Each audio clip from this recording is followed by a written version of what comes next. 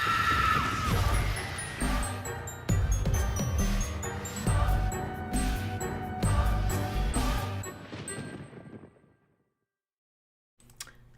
everybody, what's going on? It's Friday night. Yeah, we're not going out tonight. And we're not going out today. No, we might go out tomorrow night, actually. Yeah, go out to the New Wave night. Yeah, because we haven't been to that in a long time. Yeah, so we're just going to hang out with y'all tonight. Yeah. Drink. And we have to go, well, we don't have to, but I mean, we're going to go out to Mannequins next Friday night because our friend Stacy is going to be visiting. Also known as Anastasia. And she wants to go to Mannequins. Yeah. So, and she'll be doing a show with us. Yeah, because she's going to come over earlier and like get ready over here. Yeah. So you guys will get to meet her. She's a genius. She's part of that damn Mensa society. We haven't seen her in a long time. Yeah, haven't seen her in a long time. Yeah. She moved away. She moved to Australia for a little while, didn't she? Yeah. She's some kind of nuclear physicist. Sounds like a trip, but she's a gothic nuclear physicist. She's friends with DJ Maniac. That's what it's like. Yeah, they go to shows together up there in New York. She's up in New York, right? Yeah. But she was here years ago. We had stories about her. Fucking hanging out with her and fucking driving back from the castle. From Tampa, yeah. Oh, yeah. I remember that night. Fuck. I was so drunk I couldn't drive. You fell asleep in the back of the car. Yeah, I fell asleep. I don't think I've ever seen you that drunk. Yeah, and I woke up with Jenny telling her to pull over, let me drive. She was all over the place. She was all over the road. Well, she thought she was the soberest one. No, you were. I remember she bought us tacos from a taco truck, like after we left. I didn't remember that. And well, yeah, you're pretty wasted. Yeah. And we're like, well, obviously Tom can't. He's like, I can't drive. And I'm just like, okay, well, you just lay down in the backseat and say, he's like, I can drive, I'm fine. So I was like, all right, go for it.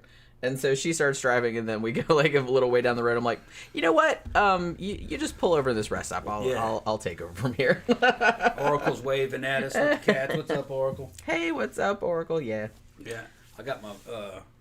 I was gonna say, yeah, we're not in a while. Yeah, I like that shirt. A listener sent this to me. Yes. Yeah, fan sent it. I forgot which one it was though. Yeah. It might have been Oracle. I think or no. Who was it? I'll remember eventually. You probably will. Yeah, I'll remember eventually. Well, yeah. Hey, everybody. Hey, Christopher. Hey, Iris. Hey, Tammy. Oracle says Freya and Luna, who are her cats, have leveled up in catitude. They're now knocking things off shelves. That's kind of what cats do. I'm not really sure. Pookie does that too. Bam doesn't do that, but Pookie does. But mostly she does it if you're not doing something that she wants you to do, and she does it to make noise, like to get your attention. Like if she wants something and you're not looking at her or you're not paying attention, she'll very deliberately like start pulling stuff out of shelves or push something off that's heavy, like so it'll make noise. They're buddies now. Yeah, I'm so glad. I was looking down the hallway and saw Pook run up to Bam and kind of jump up on her back legs and bite her on the neck and then let go, and then they're biting each other and chasing each other. They're like, trying to one up each other. And sometimes you come in and see them, especially like in the daytime when there's sunbeams like coming into the windows. Like you see them both like sleeping like right next to each other, like in the sun. Yeah, in a sunbeam. Yeah. Or one will be in one sunbeam, and the other will be in the other. The other sunbeam. And it's just like really funny. Well, because like I said, it took a long time, I think, for Pookie to realize what was going on. You know what I mean? And I was kind of worried about it for a while and you still get a thing now where it's like this morning. I was kind of still in bed, and then Bambi she came in the room and started like squeaking because she wanted me to come down and pet her, right? Because she loves being petted. That's her favorite thing. And so I was like, okay, fine. So I come down and pet her, and then Pookie is sitting in the bedroom doorway, like looking, like just giving you like the hairy eyeball. I think Tammy sent me this shirt. Oh, maybe. Tammy, didn't you send me this shirt? I can't remember. I don't remember. It was a long time ago. It was a regular that sent me the shirt, but it was a long time ago. It's a cool fucking shirt. Yeah. You don't wear it. I don't wear it that often. Yeah. I have a lot of horror shirts too, and I feel like I haven't worn them as much since we bought all those clothes off of. In the daytime, I'm usually doing something like working in a garden or fucking working on fucking. You don't want to fuck landscaping stuff up, yeah. Working on a car. Yeah. The new car's coming along real fucking nice. I'm gonna do a video when it's done. I mean, you could probably do one now, although you still wanted to do like the seats, right? Yeah. Well. Maybe. We'll see. I mean, I think the seats look pretty nice. They don't. The seats don't make a big deal. No. They're leather, and part of the upholstery needs to be sewn together. I'm thinking about popping one of those, the driver's seat off the frame and taking it down to an upholstery place and have that leather sewn back up. Yeah. Or maybe a couple of panels replaced where there was a bunch of wear there, and then I'm sure it's probably just pulled over the frame and stapled. Yeah, I'm sure that's all they're doing. I got good staple gun. So I pull all those staples and then have them repair it and then put it back. And then, and it's just the bottom of the seat. It's not the back. The backs are nice. But I redid the headliner, and it looks like a new car in the interior. It does look really nice. Yeah, it smells different in there, too. The roof of the car. Because it was an old lady in there smoking. Yeah. And I was taking body panels, taking the interior panels out, cleaned the inside of the fucking metal infrastructure of the car, inside the doors. Yeah. The back sides of all the plastic body panels. He's going hardcore, you guys. It looked like, on the other side of those body panels, there was 20-something years worth of fucking cigarette smoke and dirt and shit in there. It looked like the backs, they're gray pieces, but on the back side, it looked like gray and brown marbling on the back. That's what it looked like. Because of all the tar. All the tar and fucking dust stuck to the tar. Got all that shit out of there. Pulled up parts of the carpet and cleaned in there. Got a sand out of it. I may replace that whole carpeting. I'm thinking about putting a black one in there instead of a gray one. That would give the car a fucking pretty cool look because there's a lot of black highlights in there. But the problem with black carpeting is that every bit of dirt shows on it.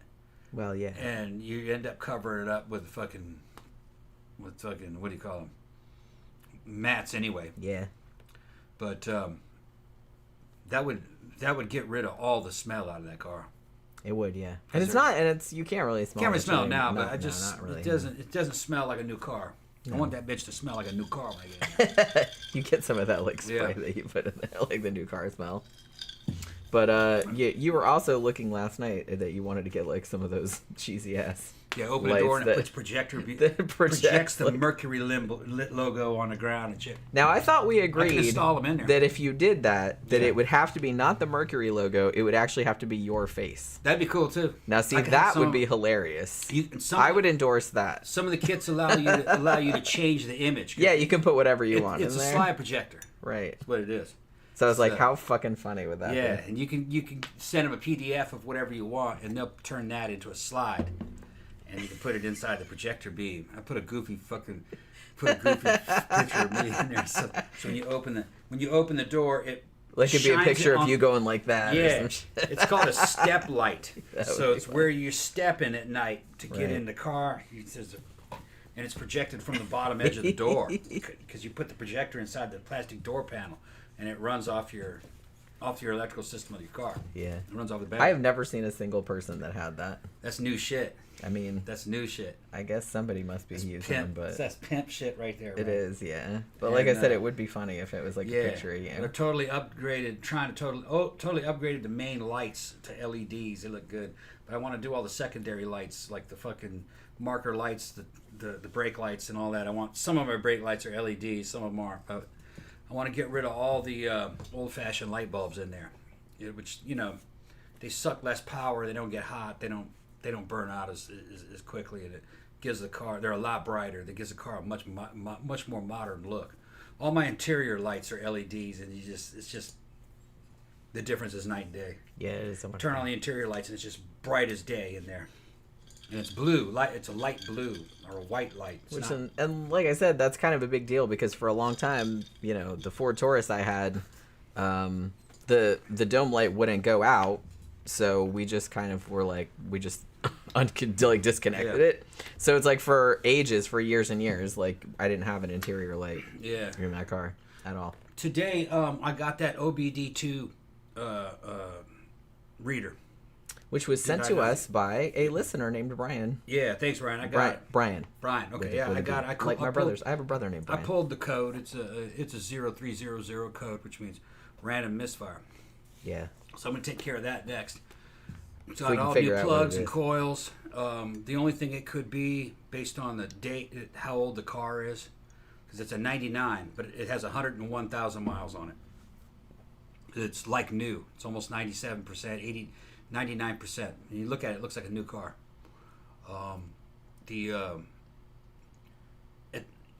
The upper intake manifolds, or the intake manifolds, so you last about 100,000 miles before, because they're made out of plastic, and the heat starts to crack them, or the gaskets go bad in them, and when the car is sucking in air and fuel, it can, if it's got any cracks in the intake manifold, it'll misread stuff, and it'll get the fuel air ratio fucked up, and you'll have random misfires. But I can't feel it misfiring. It just feels like it's running glass smooth. But I'm just going to go ahead and replace it because they usually go at 100,000. So I'm going to replace it preemptively. And if that solves it, good. If not, then I'll track it down another way. Then, I'm also going to rebuild all those injectors. I got injector rebuild kits to replace the screens and all the O-rings in there. There might be leaking some air through an O-ring because you got 8 fuel injectors. So I'll rebuild those fuel injectors while I'm at it. And that'll probably solve it. If not, I'll send it to that guy. He'll put it on that fancy diagnostic machine. They'll figure it out. But yeah, it couldn't be anything else. Anything else, it would tell me exactly what the cylinder was. It would tell me if there was crankshaft or timing problems. It would tell me all that. If there was, fucking timing chain problems and stuff. OBD2 would tell you that. It'll give you what cylinder it is. So it's got to be an intake manifold leak. Got a couple arrivals. Hello, John Smith. Hello, Karen Lee. Hello, Karen Gamble. Karen Gamble says, hi, guys, watching from the UK. And John Smith said, yes, Scotland here. So, hey, right, everybody. Good. Probably real late where you are. Danny also wished us a happy St. Paddy's Day. I was like, yeah, I forgot. Well, I didn't really forget, but St. Patrick's Day is Sunday. So we were talking about it earlier, and I said, let's not go to Mannequins tonight. Like, if we go out, I'd rather go to Barbarella, like, for the New Wave night tomorrow night. And I was like, and Mannequins on Saturday night, because Sunday is St. Patrick's Day, will be a nightmare scenario. It will just be like a bunch of douche bros in silly green hats. In maximum douche maximum douche mode. Capacity. Yeah. They're going to be set up on 11. Yeah. Douche is going to be turned up to 11. Douchitude is just going to be... off the chain. Yeah, so we won't be going there. But you won't have that problem at Barbarella, I don't think. Because like I said, it's kind of hidden, so you can't really like wander in there. It's not, there's no other clubs around. No. It's like out in the warehouse district where everything's closed. You know what I mean? So you have to drive there on purpose. So I'm kind of thinking, if we do go, we'll see how I feel. Like, man, I don't know. I don't know why, but it's like, I don't know if it's the fucking pollen or if there's some kind of like barometric pressure or something like that. I just did not feel that good today. Yeah, I didn't either. Yeah, it's like I woke up at like 7 in the morning, because I usually do. Because I had to go to the bathroom, and because Bambi was yelling at me to feed her. So I got up and fed her, and then I was like, fuck this, man, I'm going back to bed. So I got back in bed, and then I kind of fell asleep again, and then I didn't wake up again until like almost 10, which is really, really late for me. I never sleep that late. And because I was just kind of laying there, and I kept kind of waking up and looking at the clock, and I'd be like, I looked at my phone, and I'm like, did I get any emails? Like, do I have any freelance work today? And I didn't, so I was just kind of like, fuck it, I'm just staying in here. And I'm never like that. Usually I'm just kind of like, man, I gotta get up, I got all this stuff I gotta do. But today I was just kind of like, my eyes didn't want to open, and I don't know what it was. I don't know if there's something going around. I don't know. I think it might be allergies. Because, man, the pollen, it might be pollen or barometric the pollen pressure. Is so bad right now. There are times when it starts to become summer, you get this weird change in barometric pressure or something. You feel really tired. There's a pressure on you. There's no way to describe it. And I got enough sleep. I just felt like super worn out. Yeah, and it like comes and goes over like a period of about a month. You know what I mean, or maybe 3 weeks. It's like you're adapting to a changing season or something. Yeah. I don't know what it is. Even now, like my sinuses feel kind of not bad, but just kind of like heavy, like something's pushing from like behind the bridge of my nose or something. Karen says that I got a new toy. Yeah, I got a new toy. And what's funny is it's like an old man car. Yeah. It's like this is like a boomer car. It is, yeah. It's a car. We're subverting the boomer narrative. Yeah. Not really. It's just it's a car. It's a car that a young guy is actually the opposite of what a young guy would want. All right, it's a big boomer car, V8.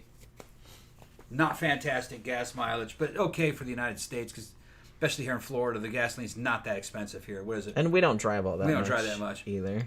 Gasoline's probably like $3.75 a gallon. It cost me, I think, $50-something to fill up the tank. And at the way we would normally drive, that would last 2-3 weeks.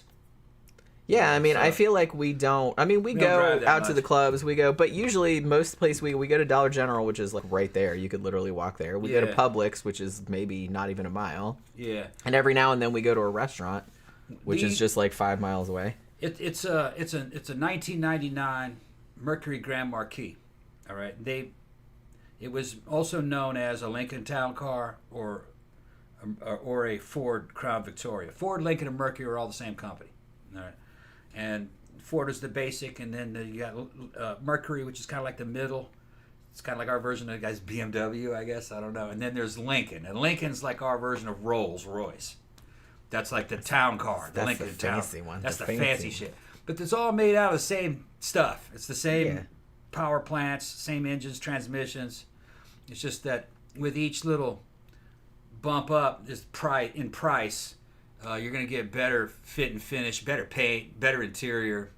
Yeah, it's mostly like minor shit because they all have the same engines. It's all the same engines and shit.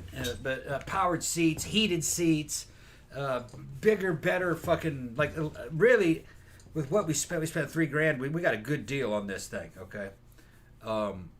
But had I been patient, probably more patient and waited, probably could have got a Lincoln Town Car for about that same price, which is the same car. It's just that the Lincoln Town Car is stretched by about 6 inches, all right, in the back. So the passengers have more legroom. They look like a limo. They were used as limos, like an executive limo. All leather, fucking heated seats, power interior, blah, blah, blah, blah, blah. Just everything fucking deluxe. There's wooden trim, and it's fucking nice in there. You're not talking about, fucking, it's not, this is the American version of luxury. You're not talking about modern Bentley or fucking Rolls Royce or anything. It's not that nice, but they're pretty nice for what you paid. A lot of limousine companies used them, but I could have probably got a Lincoln Town Car for that, which would just be bigger, more deluxe. But they're just I've seen young guys are starting to buy them and appreciate them because they weren't really made for that generation. They were made for the boomers, and a lot of the boomers are gone now. And they were really made for the boomers that would now be in their 90s. So most of them are gone. And they liked large 4-door sedans because that's what their dads had. And they liked the idea of something that was big, like a yacht, and had a damn floaty, real plush ride. And all the seats were like a fucking recliner in your house, and it feels like you're in a room when you're driving. It does, rather. Yeah, it feels like you're in a room. And I've seen videos made by these young British guys now that are getting their hands on Crown Victorias or Mercuries, and they're just saying that they're extremely wide for European and British standards.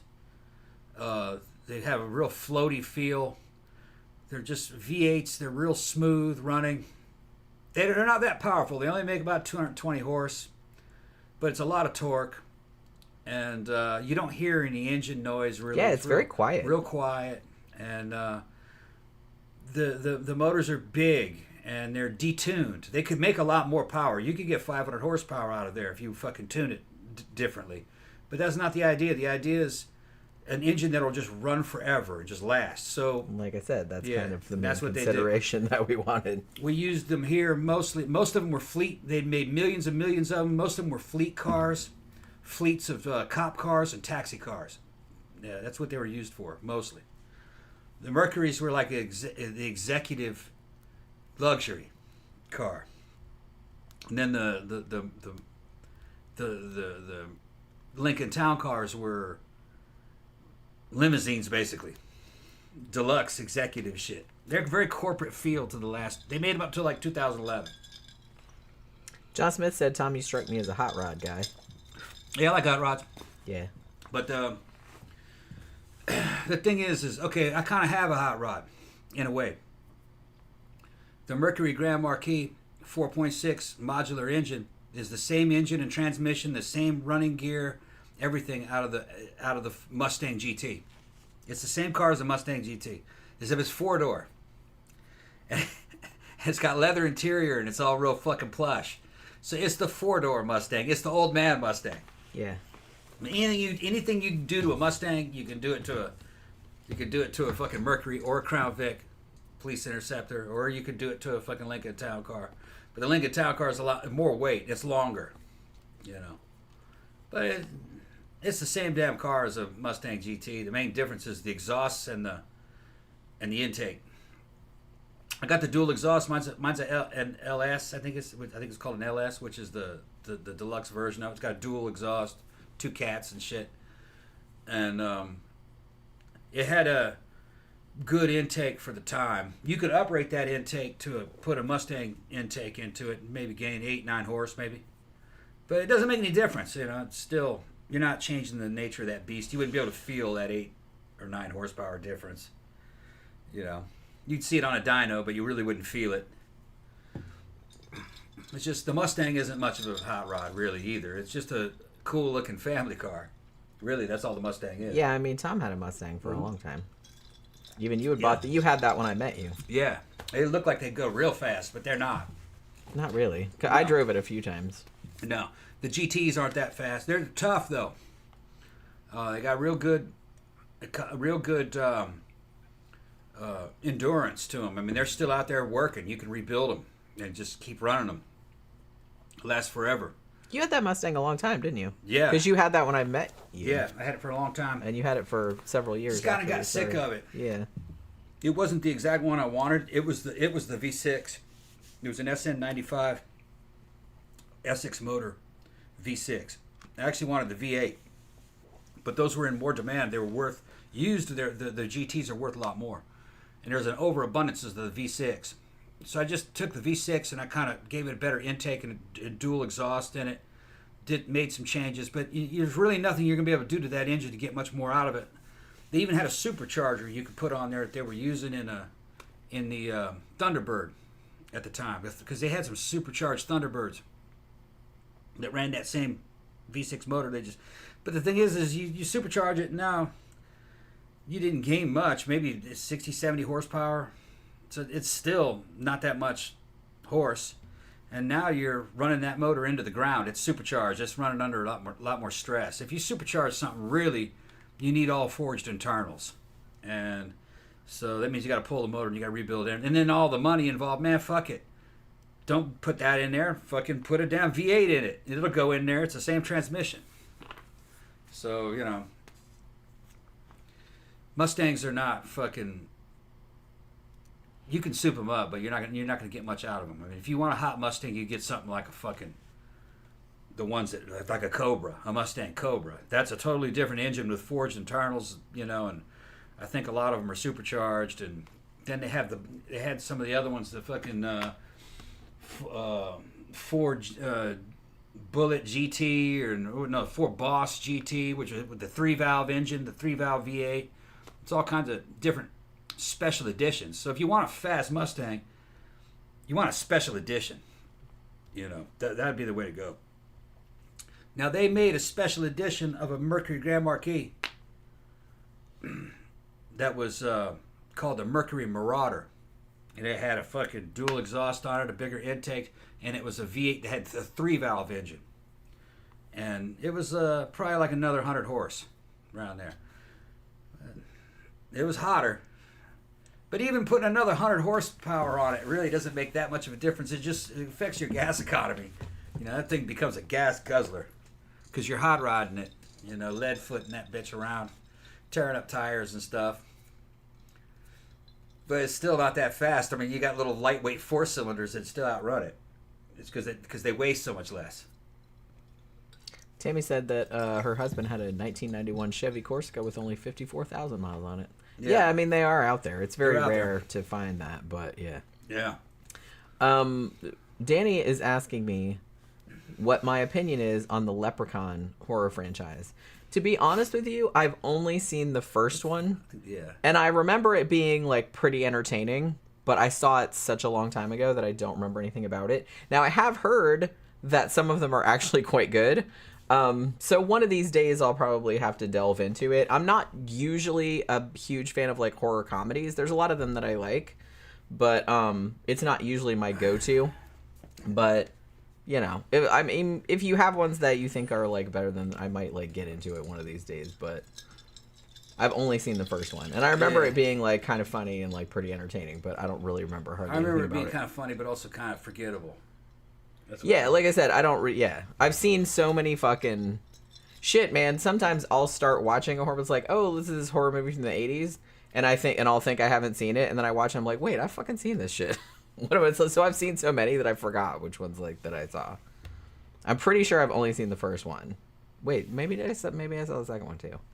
I don't know. We used to like rent so many fucking horror movies back in the old days because there was nothing else to do. You know what I mean? You just went to fucking Blockbuster. Or actually, in my case, it was Movie Gallery. It wasn't even... We didn't have a Blockbuster. We just had Movie Gallery. Which I don't even know if that was a chain. It might have just been a mom and pop place. It had porn in the back. Which Blockbuster did not have. So, I don't really know. Let's see. Murder Hornet said, where the fuck you get that thing shirt? I want one. That's what we were trying to figure out. One of you guys... Gave it to me, yeah. Sent it to him. And... It was such a long time ago that now I can't remember who it is. Somebody sent me a Black Christmas shirt, too. Remember that? Yeah. That shirt is, like, badass. Yeah. I wore that the other day, actually. But like I said, it's just, since we started buying all the clothes on Shein, I don't wear all my horror shirts anymore, which is kind of a shame. Danny said that the Marauders were way faster. And, no. From what I remember reading, you might get a second or so faster on the quarter mile, but on the street... It's still not fast enough, you know what I mean? Like a fucking LS1 engine would be better. Because the engine that they used in that was a Ford modular engine, but they had the 3-valve head, which is notorious for problems. They were not as mechanically reliable. You're better off going with the 2-valve, like the old, just regular 4.6 2-valve. Yeah, it was 80 horsepower less, but you're going to get 400,000 miles out of that motor easily if you took care of it, as long as you changed oil. And fucking change gaskets, you might lose a head gasket. Have to fucking change put head gaskets back on there. Maybe timing chain guides might wear out on you. But that's not a big deal. You can service that engine inside the bay most of the time. You can take the front of that engine off while it's in the bay. To do fucking timing chains, if I remember correctly. At least you can change the guides. I think you could change the timing chain and guides. It's been a long time. You can do it inside the engine bay. Just the 3-valve was too problematic. Although they got guys, there's a whole owners group of Marauders. You know, they didn't make that many of them. It didn't sell real well because for the amount of money, you could get a Corvette. Corvette was faster, you know. Forgive me if I'm pronouncing your name wrong. It looks like Sugar Booger, which is pretty funny. But it says, I'm not familiar with your channel talking about horror movies. We do sometimes. This is actually our Friday night live stream, which is called Sidetracks, which means we kind of talk about whatever. We do actually usually talk about horror movies. Actually, probably me more than him, although we do a movie review live stream every Monday night. Sometimes it's horror movies. Sometimes it's just kind of like, what was the last one we did was Natural Born Killers. Yeah. That was the last one we did. And I don't know what we're doing this Monday. Are we doing Dark City or are we doing... somebody asked us to do Exorcism of Emily Rose. So we might do that one too, because that's a really good movie. I don't think you've seen it. I've seen it a couple of times, but I really like it. And I do a lot of horror movie stuff too, and books too. But we also do on the Wednesday night show, we usually either talk about like true crime or weird history kind of stuff. But the Friday night show is just bullshit, whatever we feel like talking about. We just get drunk and talk about whatever. Jeff, what did you say there about well, John Smith first said, speaking of cool cars, has anyone seen the trailer for Furiosa? Yeah, yes, we good. saw it when we went to see Dune Part 2. Yeah. We saw it and I was like, ooh, that looks badass. When's that coming out? I don't know. It just said 2024. Yeah, okay. So it's coming out sometime this year. I'm imagining it's probably later. It looked cool, though. We'll see. I mean, I loved Mad Max Fury Road. I've seen it like 7 times already. Yeah. But it looked badass. I mean, yeah, like people were complaining because they didn't get Charlize Theron back, but I was like, yeah, but it's a prequel. She's supposed to be younger. So, and I like Anna Taylor-Joy. And the way when they have her made up and everything, she looks a lot like a younger Charlize Theron. I think they did a good job like making her look like that character. So I'm gonna. It's the same director. I liked Fury Road. I thought it was really good. Some people said, "Oh no, it's too much feminist bullshit." I didn't really see that in it. I think they read into it too much. Yeah. Because it was all along the same themes as all the other Mad Max movies. You know what I mean? Mad Max 1 and Mad Max 2 kind of had those same themes in it. 3 was kind of an okay Mad Max movie, but it had problems. That was a Hollywood Mad Max movie. Fury Road, I thought was a masterpiece. God, I love Fury Road. Yeah, I liked it. I could actually, we could watch it right now, and I was like, yeah, I just watched it so many times. I love that movie. I'm going to reserve judgment, because I want to see the product. Yeah, but I have a good feeling about it. It looked good though, and like I said, if it's George Miller, George Miller always had stuff in it, in his stories. You know what I mean? People say, "Oh man, that's that fucking DEI, diversity, equity, inclusion bullshit," where they're just throwing in all these characters in here to satisfy all these. No, his movies were always like that. It's just that you weren't really paying attention to the fact that everyone just whines about it. Yeah, well, they're reading into it too much. George Miller always had those themes in there. Fucking in Mad Max 1, Fifi, Max's fucking boss in the police station, is a leather daddy. He's a gay dude. And they're not. You just didn't notice it because they didn't make a big deal out of it. Right. I think you found that a lot in the 80s. Like I said, it's like I don't understand people that fucking whine about it nowadays because it's like it was in the 80s movies all the time and nobody whined about it back then. Well, what it is except maybe old people. I don't know. What's happening is there's some studios that are trying to shoehorn it in there that it has to be in there. No, if it's going to be in there, leave it up to the director. Leave it up to the fucking screenwriter. You know what I mean? To make a good movie. But in Mad Max, the first one, the characters were all kind of like the bad guys, and even some of the good guys were kind of like fucking not. They were not typical in their fucking sexual orientation. Okay, it's just you had to read between the lines. Max's boss Fifi was trying to give the public a hero to believe in because society was crumbling, and Max was going to leave the force. And he's bribing Max to stay on the force by giving him the V8 Interceptor with the fucking legendary weigh-in supercharger on the top of it that you could turn off and on, which is not possible. All right, that's mechanically not possible. A supercharger is on if the engine is on. It's running off the same fucking accessory belt. But he's using this hot car to keep him on the police force because society's crumbling. And he thinks society needs a hero. So, and then there's another thing that's happening in there is fucking Toe Cutter. He's got makeup on one of his eyes and his other eyebrow's shaved off. It's all these dudes. There's some kind of relationship between him and Billy the Boy. And he won't leave Billy the Boy behind. Billy the Boy's always fucking up. For some reason, Toe Cutter's got this fucking addiction to this dude, and he gets fucking Bubba. This is all gay stuff. It's like Bubba, Toe Cutter, Boy, Billy the Boy. This is kind of gay prison stuff. He gets fucking Bubba, goes, go back and go get fucking Billy the Boy, because, he's all high and shit at the scene of the crime. He goes, no, not for, I'm not going back, not for him. And he goes, no, Bubba, you're not doing it for him. You're doing it for me, and there's just this weird shit going on. And then when they take over a town, there's a scene where two of the bikers look like they're getting ready to sexually assault this one dude. They end up throwing him out a window, though. But so there was kind of ambiguous sexuality, kind of like in a prison type of setting going on in even the first movie. And in the second movie, you got Wes, who's like fucking the humongous fucking right-hand man, his main fucking warrior, and he's carrying a boy on a fucking leash, on a chain. And the boy's got a girl's tattoo on his arms. so it's not necessarily, I think he was kind of forced into that situation, like something out of damn prison. So it's always in there. And they had female heroes in all of them too. So this isn't new to that series, that's the kind of stories he told. So fucking Fury Road was right in line with all that. There wasn't anything unusual with it. That's Miller. I thought it was great. Yeah, I love that movie. Like I said, we saw it. I think we saw it 5 or 6 times in the theater. Yeah. And then we bought the Blu-ray and watched it a bunch of times at home too. Yeah.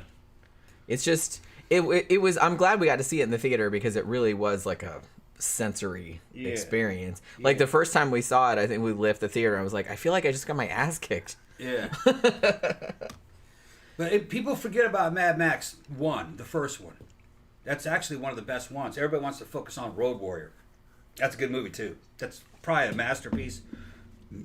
But I have a soft spot for Mad Max 1. It's a more crude movie. It's not really, the edit's not quite that good.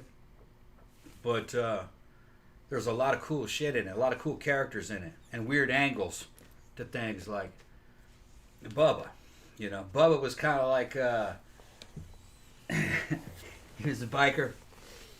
And they were all on fucking KZs, mostly KZ750s and fucking H2s and shit, 2-strokes.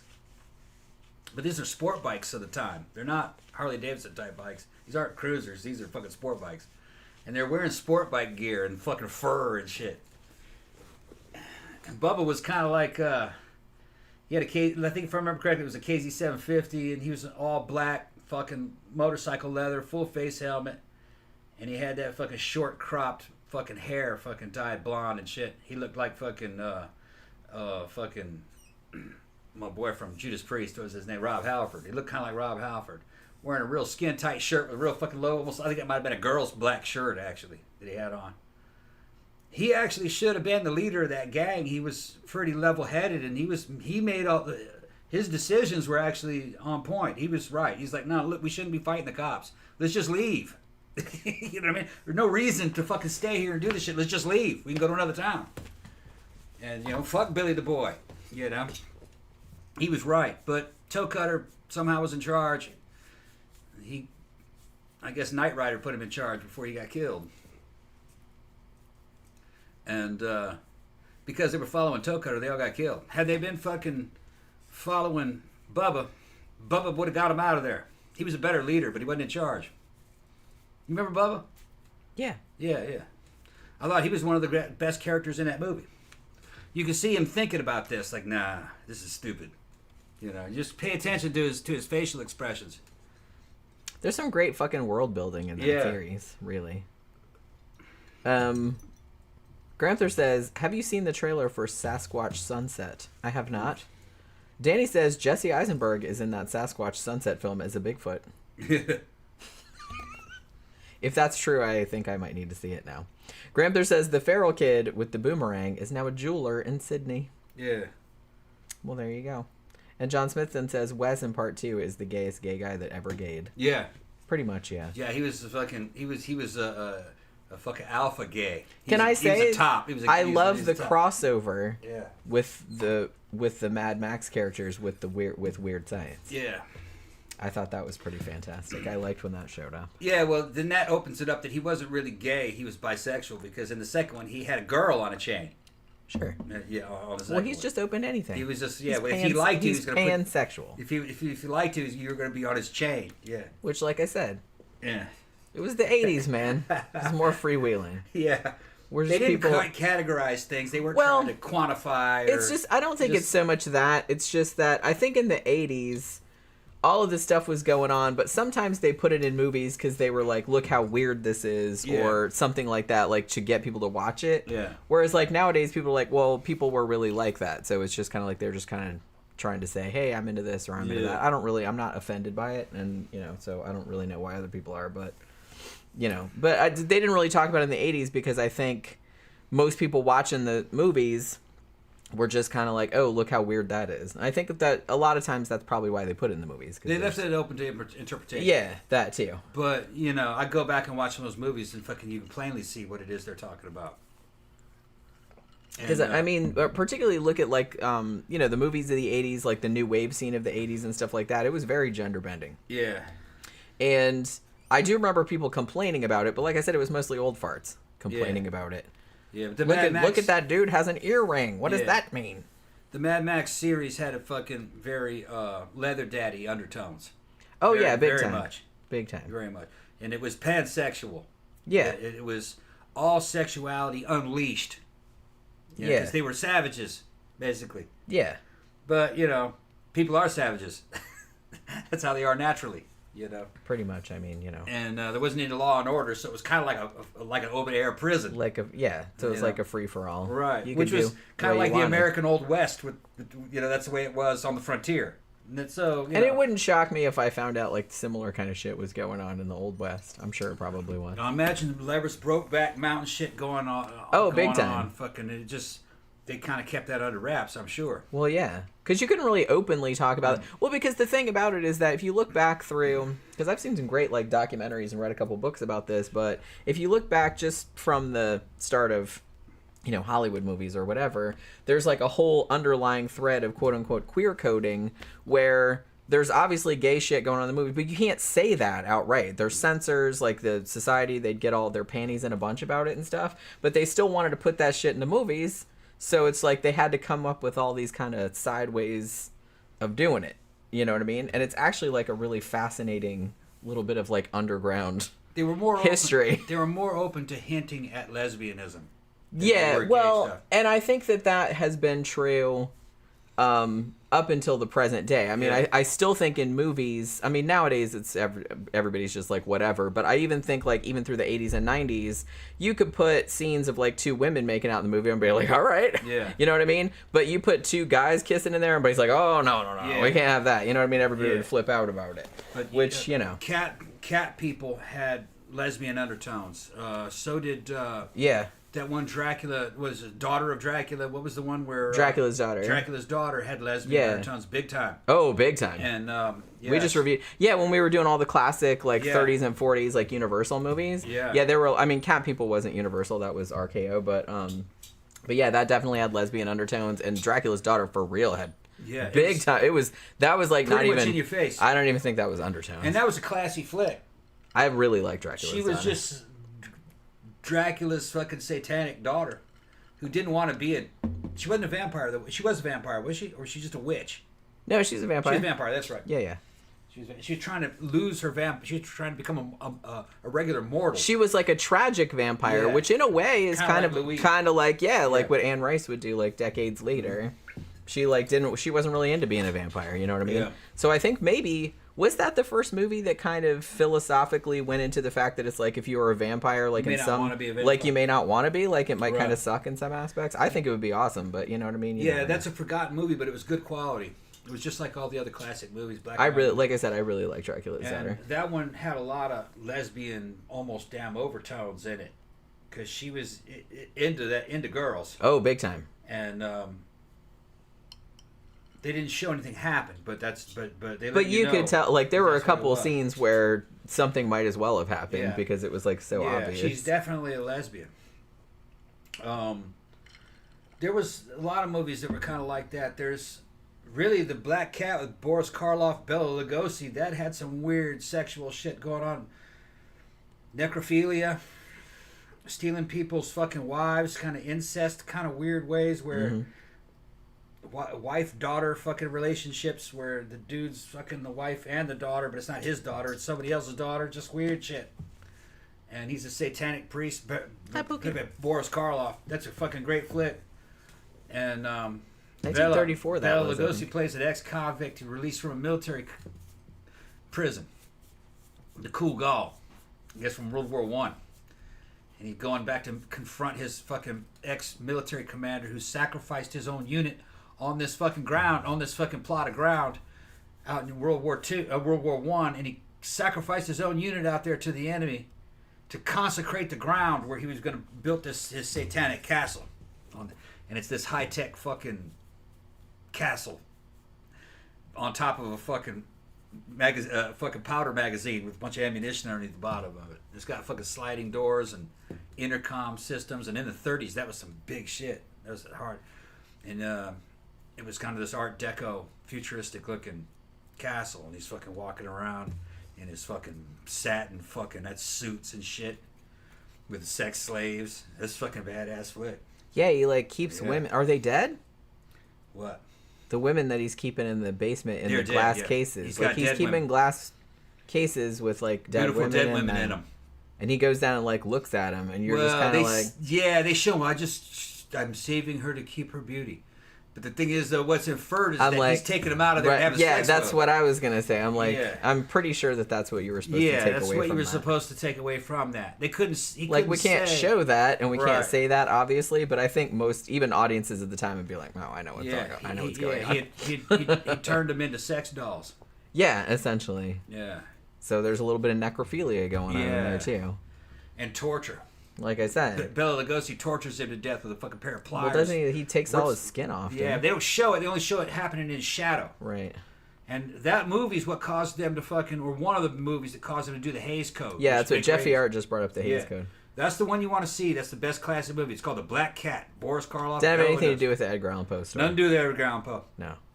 They shoehorned that in there. I think a black cat walked across the screen like one time. Once, yeah. They're like, look, it's a black cat. It doesn't have anything to do with it. I think there was supposed to be another story element about the spirits of black cats and and his familiar, because he was a satanic priest. He might have had some familiars, like witches have cats. Yeah. But I think they edited it out.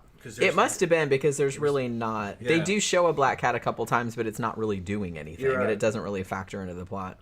But like I said, I think they kind of wanted, because if I recall, because we just watched it not too long ago because we reviewed it, but I think that they said in the credits, it's like, based on the story by Edgar Allan Poe, which I'm like, no. That's nothing That's nothing like the story. But there have been a lot of decent adaptations of that story, but... Yeah. That was not one of them. That was a completely different story. In those days, people weren't highly literate. They weren't readers. Most people were workers, and they had grade school educations.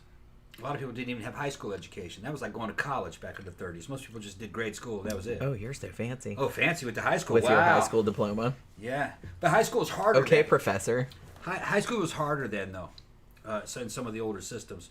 They were doing pretty much advanced mathematics and shit. It's pretty equivalent to a college education. But, so, most people had probably never read any Edgar Allan Poe. Of the Edgar Allan Poe stories, yeah. But so they knew that there was an Edgar Allan Poe. Oh, that dude's famous. Yeah, okay. So they just We're going to Black Cat. Inspired by Edgar Allan Poe. Remember that story that you never read? Yeah, remember the story that you guys don't know? Yeah. That's what that was. It was just a marketing You need to go see that. It's written by a famous guy. Yeah, let's go. Edgar Allan Poe. Yeah, it must be good.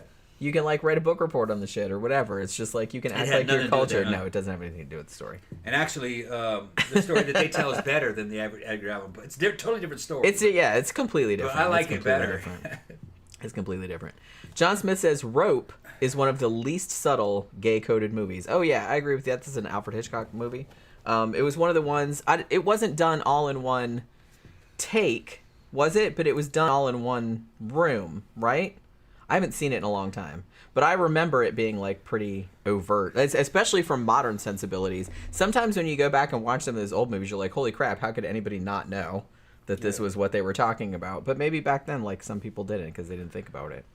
Oracle says, anyone besides me familiar with the web series Carmilla, which, based obviously on the there's a web Sheridan series? Le Fanu. Yeah, I didn't know about that. I know there's been a lot of variations of Carmilla. My favorite probably being the Vampire Lovers from the 70s. But that was a good flip.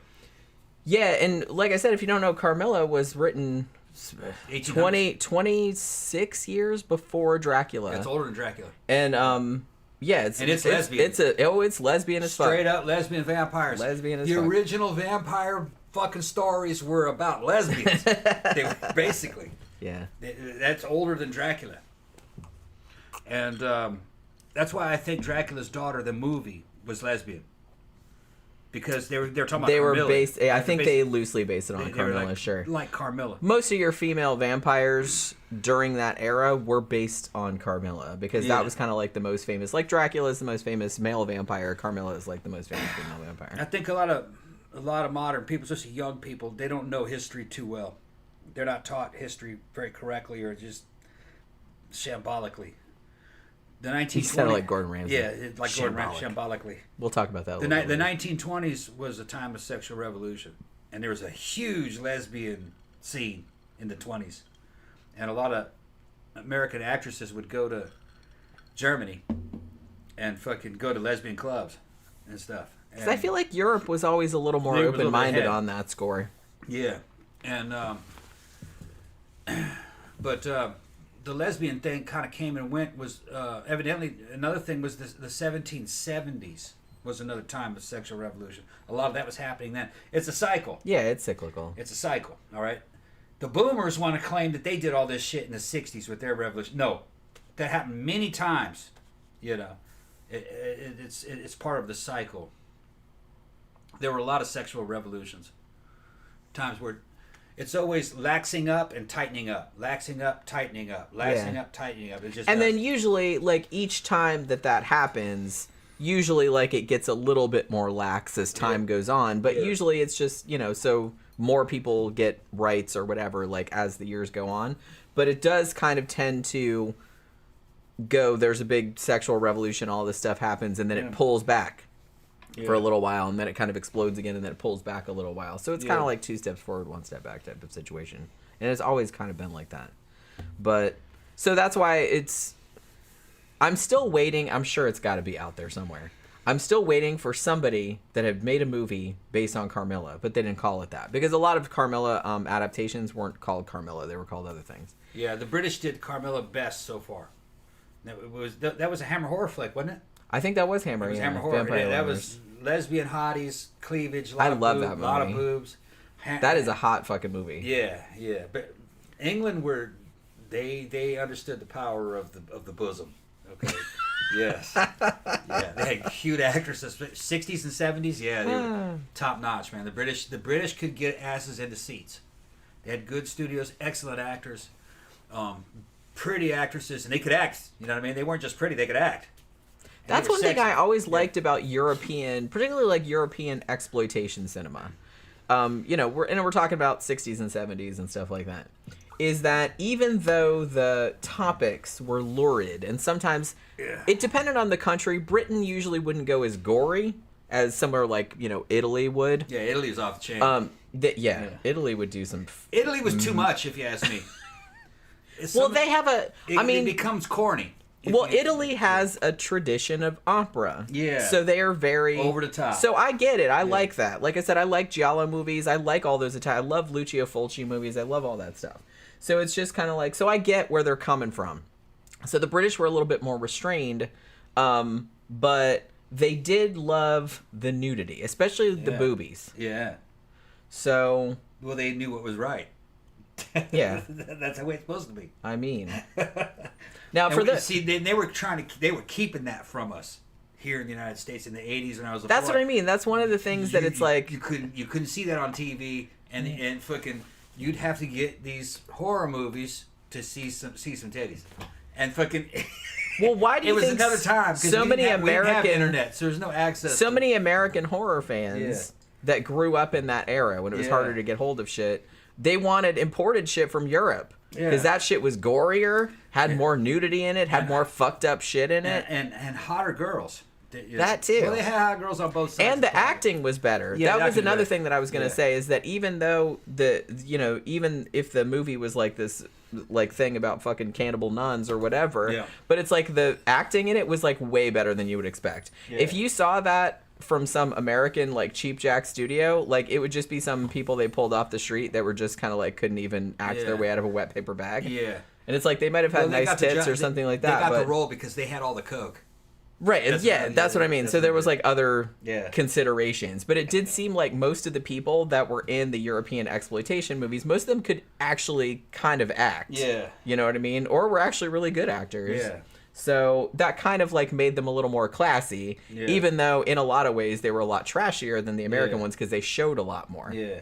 But in that regard, if you're interested, sometime this weekend or depending on whenever I get it recorded, or early in the week, maybe Tuesday, I'm going to do a review of the infamous Video Nasty Mark of the Devil from 1970.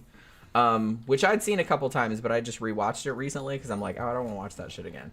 I wanted to watch it again. So I decided I was going to do a video about it. So I think I'm going to do a video about it this weekend and put it up because that movie... I even have a shirt. I don't remember what happened to it, but I have a t-shirt with the poster of it on there. And that was kind of the one that it came out and, you know, they gave you free barf bags when you went to the theater to see it and all. It's not British. It's West German, actually. But Udo Kier is in it. It was only like his second movie.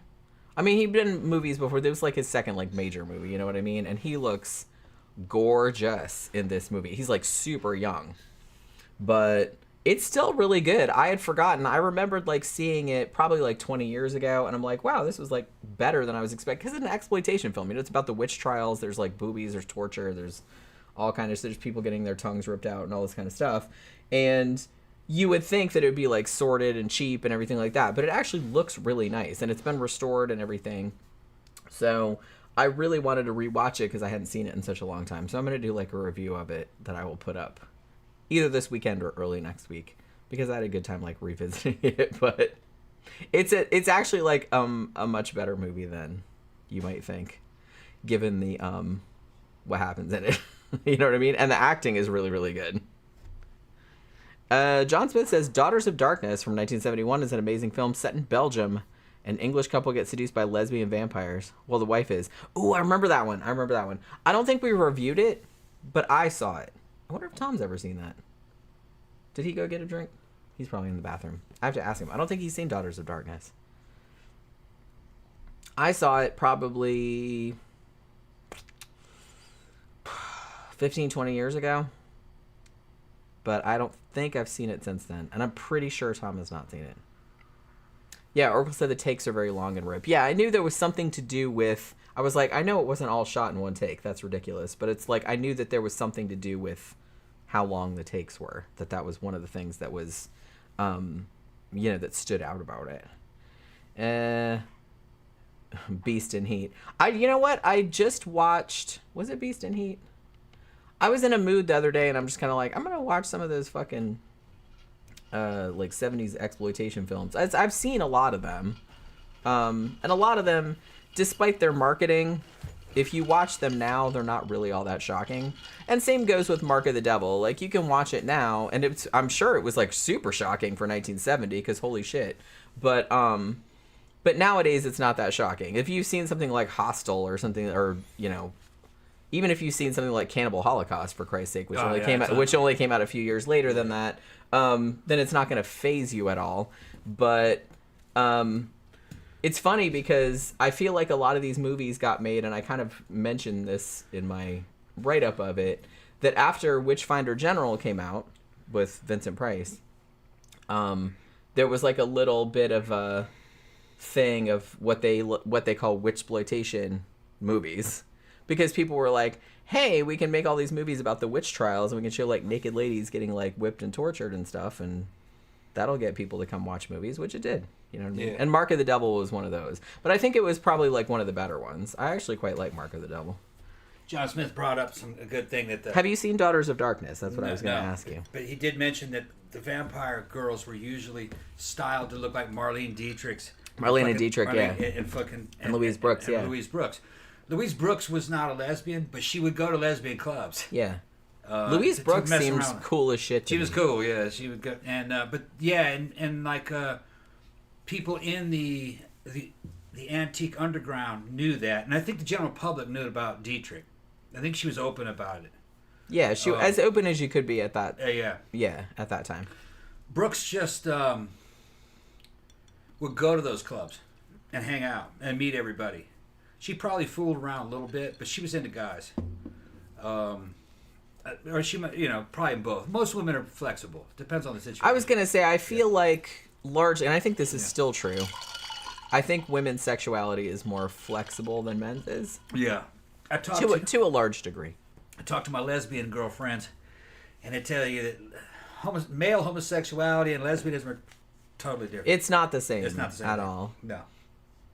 It's I think male sexuality is a lot less of a choice. It's just something. Well, that's just kind of like what you do. That's what they're going to do. That's not. Yeah, and another thing is that, fucking, if you have any gay friends who tell you fucking, like, one of my fucking best buddies is a fucking leather daddy. You know what I mean? Fucking, and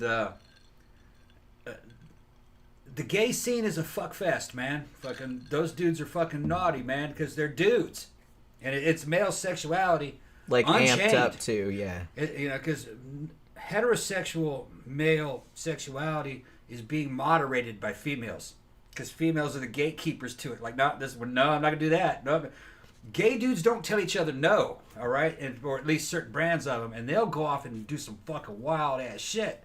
If you're into just ultra masculine, we're gonna do some fucking wild shit. That's in the gay scene.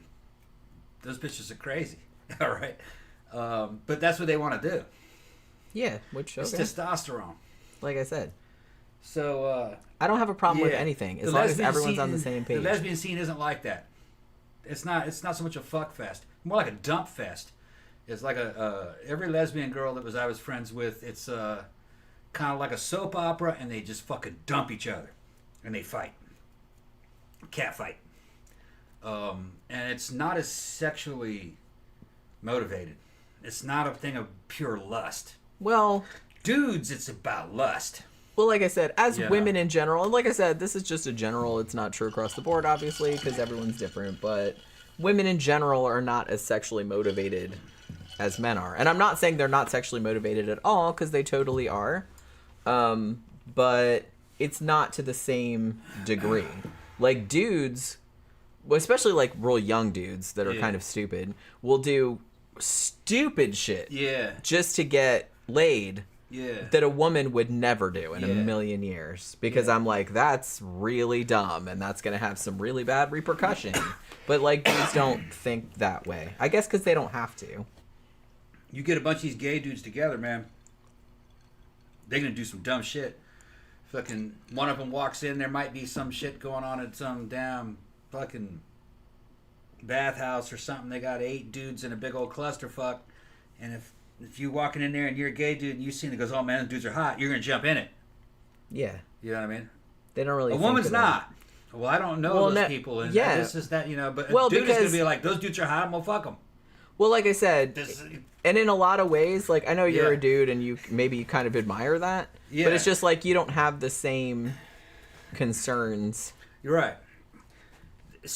Well, women have more to lose. And another thing is big time. And especially if they're messing with dudes, the average guy is 3 times stronger than the average woman.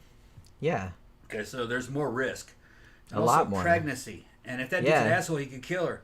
Right. And fucking, you know, so women it happens more a lot. To lose. Yeah. And another thing is that a woman is even if they don't kill you, they could fucking stalk you. That happens a lot too. And a woman is being penetrated, so she's on the female end of this. It's more of an invasive process to them. You know what I mean? They want to surrender, but to a dude that they can trust. Yeah, I want to be able to know. They have to know you in order to trust. So it's not the same deal with men. Men don't care; they can hold their own. You know.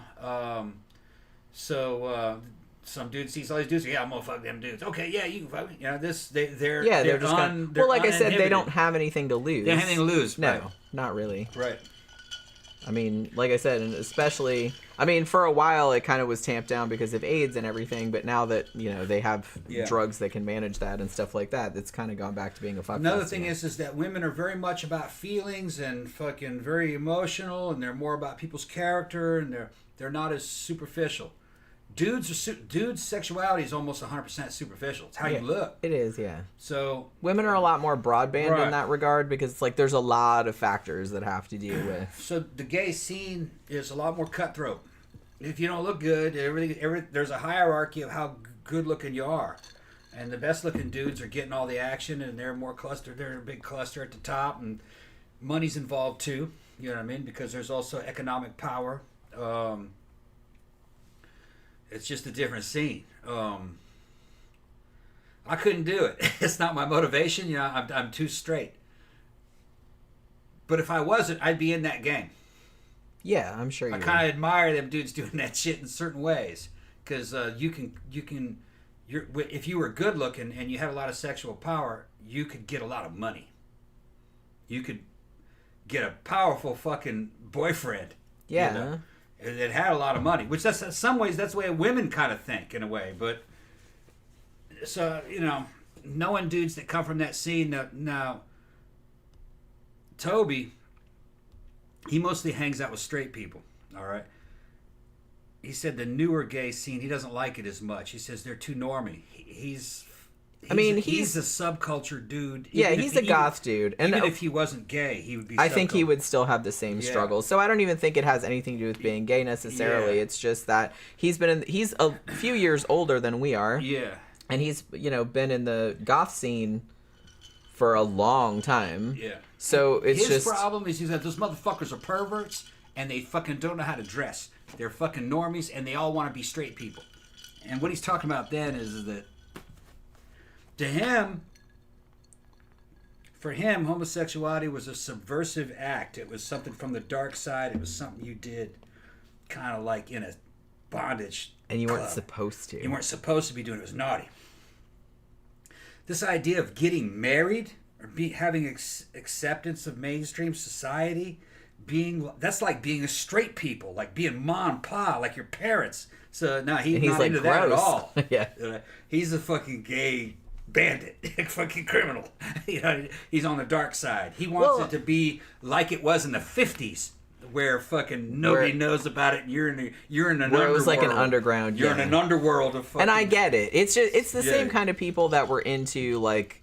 Like punk rock and stuff like that, like in the old days, like in scummy ass New York City, when nobody knew about it and everybody was like squatting in these fucking hovels, and it was just all this whole like little subculture. And obviously when you're living through it, it's kind of shitty then, but it seems like romantic in hindsight. Yeah. So it's just kind of like that. You're just kind of like, well, you don't want to be acceptable. Yeah. And Toby dresses up like a fucking incubus with fucking devil wings and horns and fucking. I mean, he is always like dressed. He looks to the great. nines. He's in good shape.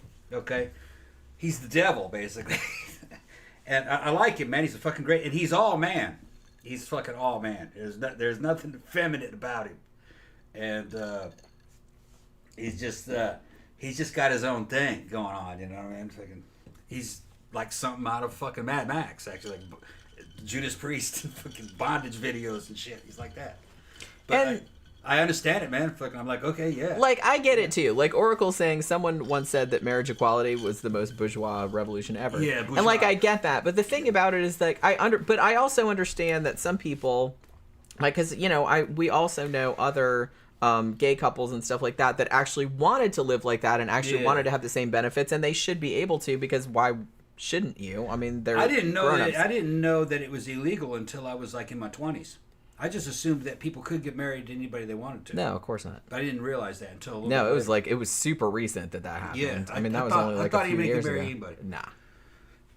So you can see the frustration, because it's like they're like, look, we just want the same rights as everyone else, which obviously they should have had this whole entire time. Yeah. But I can also understand, people that don't really want to go along with that, because they're like, well, I don't really want to be like acceptable by bougie society or anything like that. Because I get that too, because I don't really like that either. Yeah. Like I said, we're like that. Like, we're kind of like that. Yeah. It's like, it's the same kind of thing when it's like, why is everybody listening to my music now? Stop it. You know what I mean? Exactly. It's that kind of shit. It's the same kind of thing. Yeah, Toby'd be like, well, shit, anybody can be gay now.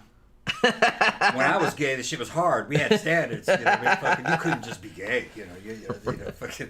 Although, that's the way he was. In a way, too, it's just like, I don't want to be one of those old people that's just kind of like, oh, these kids today, they don't know the struggle. They just, they know what I mean? Struggle. Yeah, fucking anybody can be gay now. That week, because I remember like old people when I was young, like talking like that, and I'm just like, man, shut up, old man. So I don't want to be like that. You know what I mean? But I get it. So I can see either side. But I'm just saying that everyone should have the same options. Like, if you want to opt into that, then you absolutely should be able to. I mean, why would you not be able to? You're adults. You can marry whoever you want. That doesn't bother me at all. It doesn't affect me at all. So it's just kind of like, obviously they should have that. But if people don't want to get into that, then that's good. That's fine too. You know what I mean? I just feel like you just need to have options. All those options should be available to everybody. That's all. Case that says cool show. Okay, yeah. I think he's either in India or Pakistan. The other day he was talking about that Asian women aren't sexual and everything. I thought he was talking about East Asia. A lot of people around India, they call that Asia also. It's still Asia. But I thought that's what he was referring to back then. I remember on that last show. I thought about it. Yeah. I only know one Indian girl. Nancy. And Nancy's fucking Western as shit. Well, we know one other one, but she's British. Oh, yeah, her. She was from Pakistan. She was in India, though. Yeah. Oh, that's right. She was Pakistani, yeah. Yeah, she was Pakistani. I haven't seen her in a long time. Yeah. That was like a Catholic girl. That girl was bad.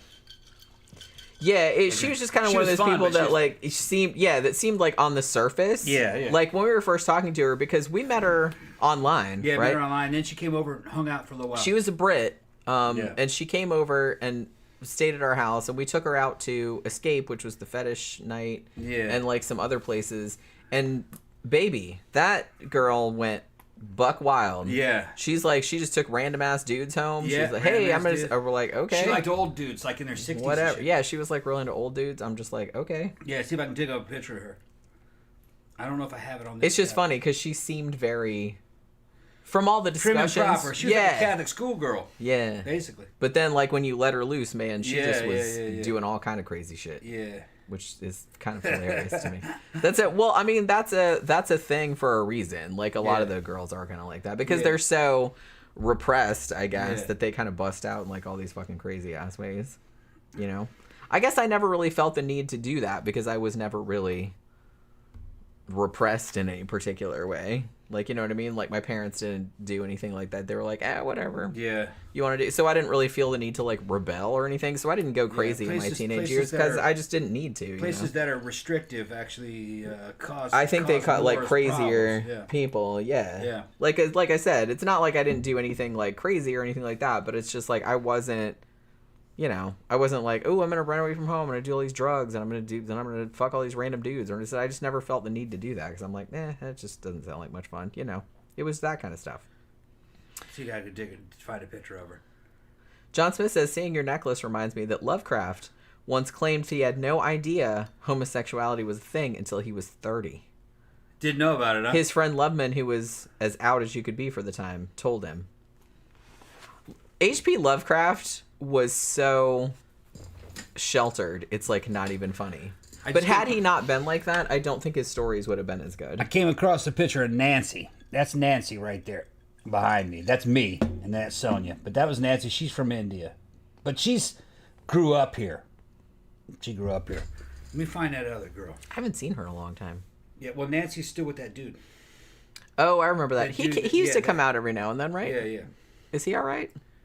He's okay. He seemed all right. Yeah. I mean, okay. I've only met him like once or twice. That's another one of those situations where she's been with that dude forever and he's not marrying her type of deal.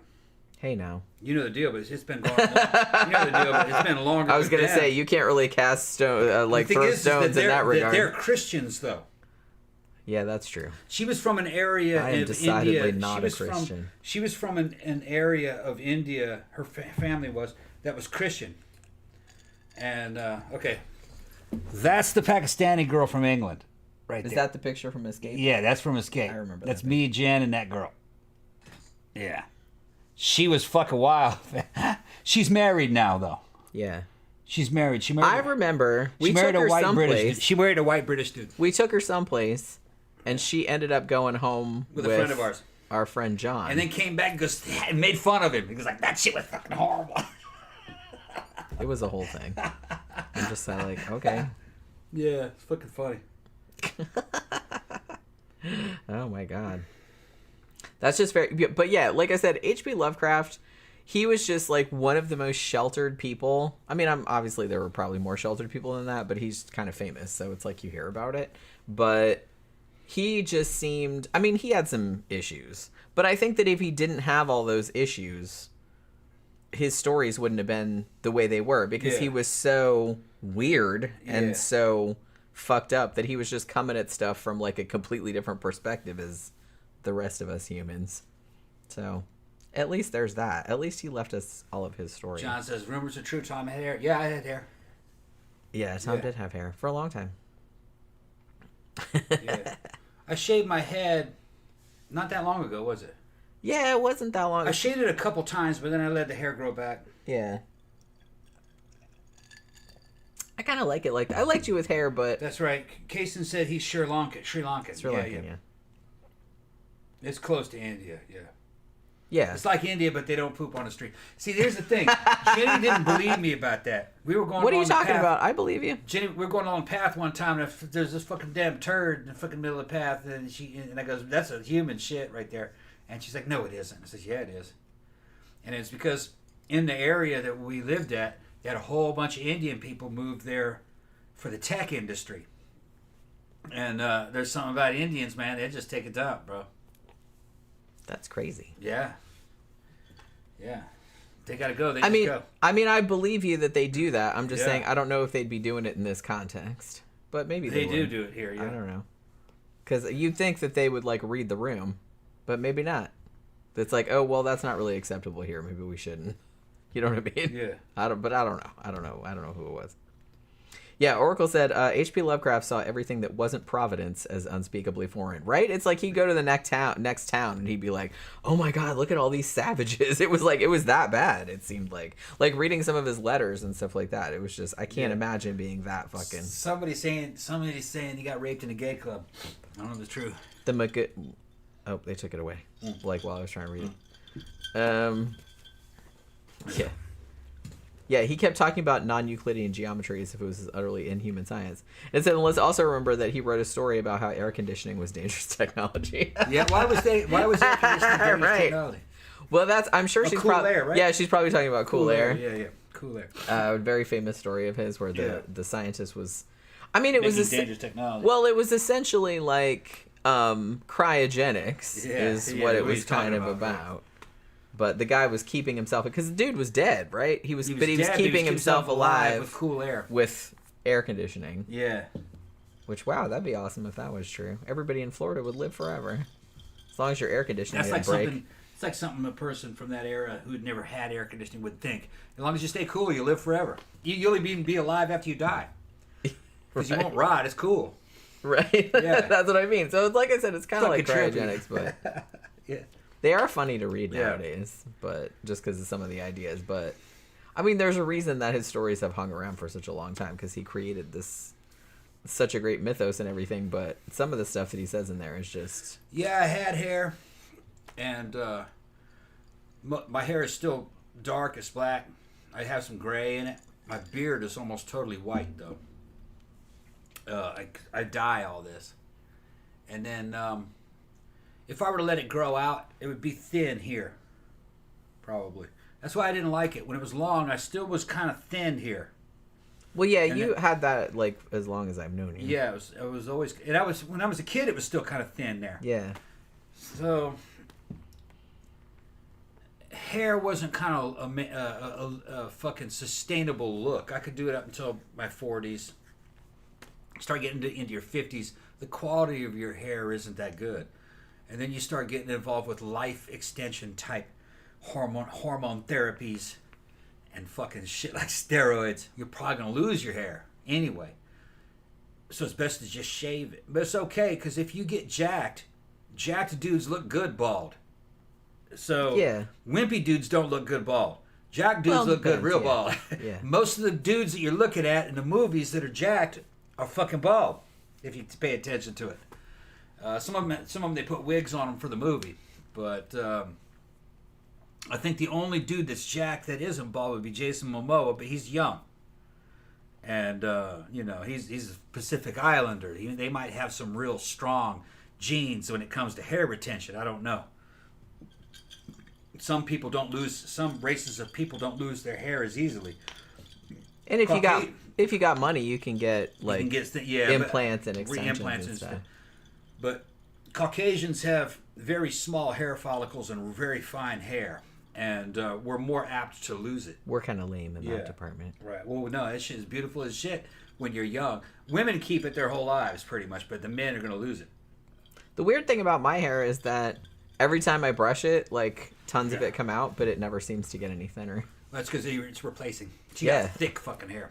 Well, that's why I have it all shaved under here, because it's like when it's all grown out, it's bushy. It's super bushy and it weighs a ton, and it's hot. Yeah, and it's just like every time I wash it or brush it or anything like that, like big handfuls come out, but yet it never gets any. What's up, Victor? You still gay? He's still gay. What made you gay? What made you gay today? And another thing too is that I got a whole gay fan club. He's got a big gay. Yeah, I do. I got a huge gay following. The Tom Gay Fan Club. Yeah, we need to start that. I love my gays. He loves his gays. Yeah. That's nice. Oracle says she's gonna wander off. It's been a long day that included me getting my boob squished for cancer screening. Oh man. Shit, yeah. That sucks. Shit, I should have called fucking Steven Seagal to do that. Yeah, he can do that shit for free. Oh, see, not even for free, man. Actually, not even if you paid me. Yeah, he can have an Asian experience with you. No thanks. Yeah. I'll pass. Hard pass. Victor says, I'm not gay, Tom. I'm a top. Well, yeah, okay. That's right. Yeah. Like Wes from fucking Mad Max. Yeah. But good night, Oracle. We were just talking about it, man. You missed all that shit. Yeah, we had all kinds of gay talks. Iris says, hair loss is also hit or miss for Arabs. It always depends on where in each country they're from and genetics. Well, is she Arab? She's Arab? I guess so, yeah. Tom loves his gays like Dolly Parton. Yeah. Dolly Parton she got a gay fan following too. Dolly Parton's awesome. But no, if you're a straight dude and you got a gay following, then you're the shit. You're doing something right. We're not sure entirely what that is, but it's something. It's being entertaining. Just being entertaining. I'm just teasing you.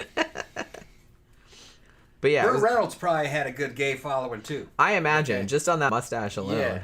Yeah. And in another era, I would have replaced him as a Southern action star, because that's what he was. He was a Southern action star. I mean, you think somewhere from whitesploitation films, there's probably an alternate universe, where you got famous like right after, and then movies were still big, and fucking there was no internet, and there were like a whole for Burt Reynolds series of movies with you with a bushy mustache, driving a Trans Am around and kicking people's asses. Yeah. Bird on a Hood, going through the Deep South. Nice. Going through Mississippi and Alabama. Punching alligators. Yeah. I'd watch that. Look, fucking if y'all don't know what we're talking about, I'd watch that. Reviewed it before. Some foreigners, they might not know what we're talking about. You can watch them for free, usually on YouTube. The Burt Reynolds action movies that were made for the South by the South. The first one would be White Lightning. It's a good movie. And then the second, the sequel to White Lightning was called Gator. And fucking Burt Reynolds was the Southern James Bond, basically. Pretty much. Basically James Bond, but he's an ex-convict. He's an ex-convict trying to fucking. It was like infinitely more trashy, but trashy. He's an ex-convict. That's kind of how we roll. Trying to find the bad guys so the fucking criminal justice system could fucking. Oh, how was it? One of his relatives was being accused of a crime that he didn't commit. Yeah, and that's he goes out there like a private investigator and finds the gangsters that did it, Southern boss hog type gangsters that did it. He could free his brother. It was a brother or cousin or something. It was almost always their something brother like or their that, cousin. Yeah. It's all about family, kin. Yeah. See, which is the South is very kin oriented. Right. Of who you're related to. And not necessarily a shit ton of cousins. Not necessarily women either. It was always something. It was always like a male relative, like their brother or something. Yeah, because that was more important, I guess. And there's a very Scots Irish fucking background to the South. It's mostly Scottish, Irish, German. So it was like the clan warfare from fucking Scotland continued in the deep South back in the 17 and 1800s, all the way up to the modern era. And Burt Reynolds and my family and all that, my family was kind of like that too. It was just like something out of Dukes of Hazzard. But it was a cool time, and I like watching those old movies. It's the South I remember as a child. The way it looked, little gas stations and houses. Some of it still looks like that, especially around here. Some of it still looks like that. Yeah, it does absolutely. Yeah. And fucking Burt Reynolds goes to Florida, Mississippi, and Alabama, and sometimes Louisiana. Anything around the Gulf of Mexico. Yeah. Coastal areas. Tammy said, wasn't his little brother dumped over the side of a boat into the swamp alive? Yeah, that's the sheriffs killed him. That's right. Shot him with a shotgun. Yeah. Yeah. Like you said, all the sheriffs were like boss hog type. So they released him, paroled him from prison early to crack the case. Right. So, and he gets involved with fucking gangsters that are pimping out young underage girls, getting them on drugs in the deep South, and that's right. Fucking gangsters that are fucking with black people, and he's saving the black people. It's fucking good. It's a good movie, man. He's even fucking getting in fights with black drug dealers, but doesn't kill them, lets them go. They were friends anyway. You know, just funny shit. And it's all happening in these small southern towns like something out of Mad Max. And that's exactly the way it was when I was a kid. Well, they sold like those to drive-ins and stuff like that. Well, like I said, you know, where I grew up in Daytona, like, people fucking loved those movies. They were not Hollywood movies. Smokey and the Bandit was also that same studio. Yeah. That was where I first got familiar because that was on cable that all was a big, the fucking time. That was a huge hit. When I was a kid. And that was a Southern movie for the South by Southerners. And they were coming out of a studio in Nashville, Tennessee. It was not Hollywood. It was Nashville making movies. And they realized that they could make... That if they made a movie under a certain amount of money and then just promoted it just in the South, that they would make a lot of money. Yeah, and even like just drive-ins. Just drive-ins. Yeah. So that's Hicksploitation. Yeah, they call it a white-sploitation. Or white-sploitation, or redneck-sploitation. I've seen it called that too. Right. But Hicksploitation, I think, is the most common term. They were the white version of blaxploitation. Yeah. Which these are all misnomers, really. Yeah, it's not really exploitation because most of the time it was that.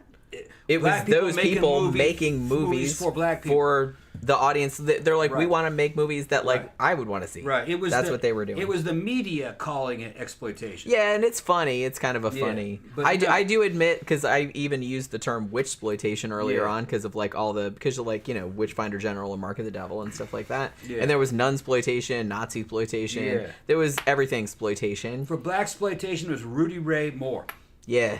And he was the master at it, okay? He could make a low-budget movie, hilarious. And his movies are fucking funny. P.D. Wheatstraw, the Devil's Son-in-Law. The Devil's Son-in-Law. Fucking, what was the other one where he played fucking funny. Where he played a secret agent? Yeah. Well, he did in more than one, right? Yeah. And really, he was the inspiration that Eddie Murphy used when Eddie Murphy started making his own movies. Yeah. Actually, not when he started his own studio, but the early stuff like... Golden Child, and I was a big fan of the Golden Child, huge fan of Beverly Hills Cop, and the new Beverly Hills Cop is coming out soon, isn't it? Or is it already out? I think it's coming out this year. Yeah. Or didn't it say spring or summer? Remember. Netflix is doing it, right? It's gonna be Netflix. Yeah, Netflix. I'm hoping it's gonna be good. It looked pretty good, like just from what I was reading about it. Fan of the Axel Foley character. 1, 2, and 3. I saw all the movies, and 3 was a weak movie, but it was still fun. Wasn't as good as 1 and 2. 1 and 2 were fucking great, and that was a character. He was, me and my friend Mike Gramthars remembers Mike Kowalski. We fucking just loved Axel Foley. And that's a great character. He's an iconic character, like in film history. And during that time, I was in Trenton, Michigan, hanging out with Gramthars, right outside Detroit, which I lived in Detroit for a year too. Yeah, I wasn't always in the South. I moved around. You moved around a lot. Yeah, I moved around a lot. You've lived in a lot of different places. And even though Eddie Murphy was not from Detroit, that movie had a really good Detroit feel. The first two. Even though a lot of it was happening in Beverly Hills, or in California, but he was coming from Detroit, and that was a really good fucking movie, and it was like fun, and it was a good character because it's not very realistic. He's a young detective, but that's okay. Fucking around and telling older cops what to do. Older cops would fucking bat the piss out of you. Well, like I said, in real life, it wouldn't. But right? But it's a movie, and it's supposed to be funny. Young black detective who's fucking funny as shit, who can go undercover, kind of like the Chevy Chase thing. What was that Chevy Chase's fucking version of that, where he was, what was that name? Man, I haven't seen those movies in a long time. Which ones are you talking about? Chevy Chase had a series of movies where he would go Fletch. He'd go undercover. Oh yeah. I didn't like any of those. I liked him. From what I remember, I haven't seen him in a long time. He was kind of like Fletch. He'd go undercover and lie about who he is and try to talk his way into something. And they had really good soundtracks, and they were fast-paced. Low-budget movies, but they were like high yield. They didn't spend much money on them, but they were just fun. And everything was very quotable in the movie. Yeah. You could just remember that, what somebody said and quote it. Especially 1 and 2. 3, not so much. then Beverly Hills Cop 4 is fucking done, and it's going to come out on Netflix, and I've been waiting to see it. Those movies were blaxploitation movies, really. That's what they would have called it back in the day. If they'd been made in the 70s. If they'd been made in the 70s. But that's what it was. He was copying the blaxploitation flicks. Yeah. So in a way, there's kind of a connection between Eddie Murphy and Burt Reynolds with Gator and fucking White Lightning. They're very similar kind of movies. Yeah. White Lightning and Gator were like Beverly Hills Cop. They're appealing to a particular market. Yeah. And the cool thing about it is that, like you mentioned Rudy Ray Moore, which if you haven't seen Dolomite Is My Name. Gotta see Dolomite, man. Which Eddie Murphy was in, which is about Rudy Ray Moore. That's a great movie. That was Eddie Murphy's comeback movie. Dolomite Is My Name. When I fucking saw that shit, I was just, Eddie's so back. Good. It's so good. I'm a huge fan of Eddie Murphy. But it's just kind of like, it's the same kind of thing. We're just making movies we don't really want to make a movie for the widest possible audience. It's not for everybody. We just want to make a movie for this particular niche audience. Yeah. And we're making what we know. Yeah. So that's even though Beverly Hills Cop went mainstream. It did. It went mainstream. It did. But it wasn't really made for the mainstream. It was blaxploitation, and cool white people would like it too. Kind of deal. I say cool white people. White people liked it too, but it was a Rudy Ray Moore flick. Basically. Well, I mean, white people have a long history of like co-opting. Yeah, it had money behind it. Sure. But the thing is that you have to understand that Eddie Murphy was a phenomenon unto himself. I mean, Saturday Night Live was in a bad position. They took a chance and hired a young guy who was just out of left field, a young black guy. They never had a young black guy on Saturday Night Live at that time. They hired him, and he revived the fucking show. I mean, pretty much single-handedly. Single-handedly revived fucking Saturday Night Live. And from there, he was able to launch an entire career. And he's naturally funny. Like, you don't meet a lot of people that are The problem with him is over time, he started to try to make family humor. He never should have gone that way. Don't do that. And his shit started to get canned over time, and he was making he got the gay community against him. He was making jokes about gay people that today I don't think they're very offensive, the jokes, but it's still kind of offended.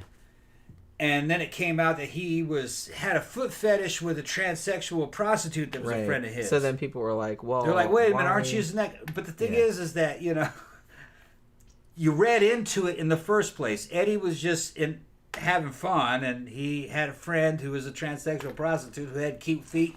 Eddie liked feet. He was a feet man. He didn't like flat feet. Well, he wouldn't like me then, because I totally. They're not totally flat. They're about half flat. But he didn't like flat feet. My feet are cute though. They are kind of flat though. But so then all that came back on him, and. But the thing is that was 80s and 90s. Today, nobody would notice a lot of that shit. Probably not. No. Well, there's so much shit going on, like nobody notices it. And like people get outraged about something for like 5 minutes, and then like they moved on to something else. So. And he got. I think he got embarrassed that he was. I don't want to slander the man, or that he moved in circles that had transsexuals in it. Why is that embarrassing? Somehow that embarrassed him, and he kind of vanished. Because he was under attack, I think, for that. I mean, but the fact that you be embarrassed by that, I don't know. I kind of feel like nowadays people would be like, "All right, cool." Yeah, nowadays it wouldn't be a problem. No one would care. But they used that to try to get rid of him. But now he's coming back, which I think is great. He should have never left. Which I remember back in the day, I saw the girl. It was a black girl, and she was a scene girl who was evidently a lady of the evening who was transsexual. Very passable, though. You wouldn't know. Even still, I'm just kind of like, look, man. And this she-male fucking claimed that Eddie liked her feet. But who cares? And like I said, that's why it's like, I kind of feel like if that came out now, everybody would be like, yeah, and in a way, I think that's emblematic of like, at least we've come that far as a species, because it's just kind of like now that would come out and people would be like, okay, And no one would give a shit. Which is good, because no one should give a shit, because it doesn't matter. Is, Eddie was a young guy when all this was going on, all right? He drove around the California area in his fucking Ferrari or Lamborghini, in his fucking sports car, and looking for shit to do, and would pick up girls. Right. And that was one of the ones he'd pick up. Right. And he was friends with her. Okay. So what? For all we know, we picked her up because you got some cute feet. Yeah, that's what I mean. Fucking, it's just like, look, all it was.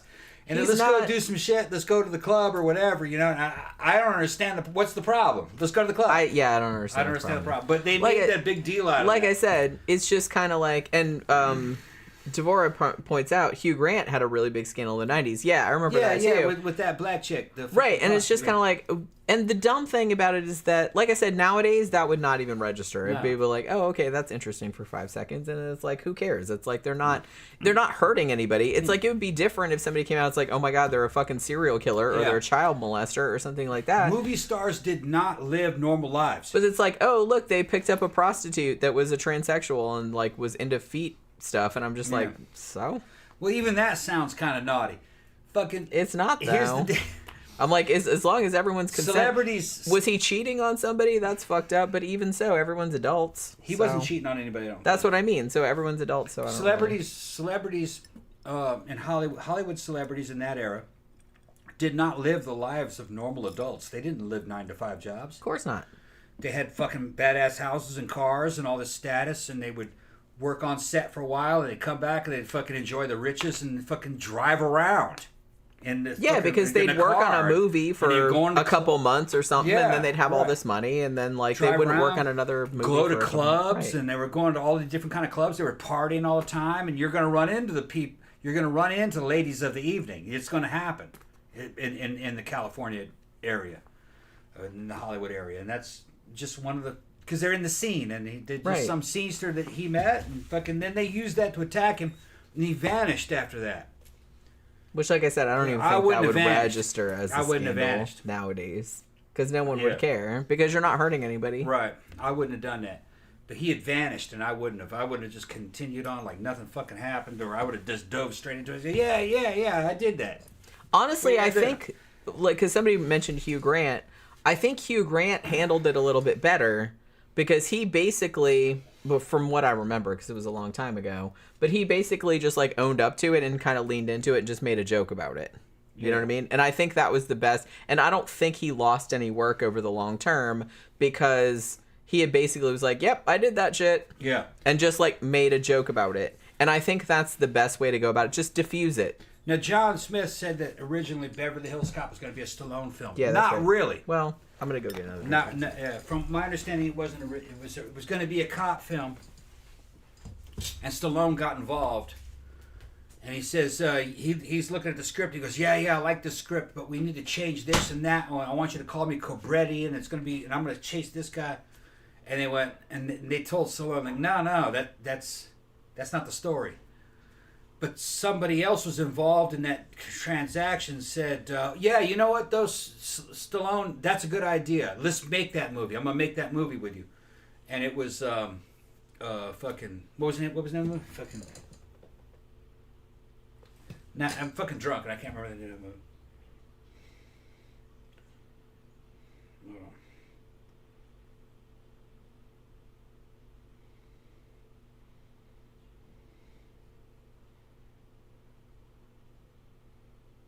Yeah. What was the name of that fucking movie? It was a Sylvester Stallone movie where he was fucking fighting a trying to track down a serial killer who had a bunch of axes. Oh fuck! What was the name of that movie? Cobra. That's what it was called. Cobra. Beverly Hills Cop became Cobra, and or Stallone was going to do Beverly Hills Cop, but he wanted to change it, and they said no. But the changes were good enough to make another movie, and they had made that one into Cobra. The thing is, though, is the version of Cobra that we got was not the good version of Cobra. We got an edited version of Cobra.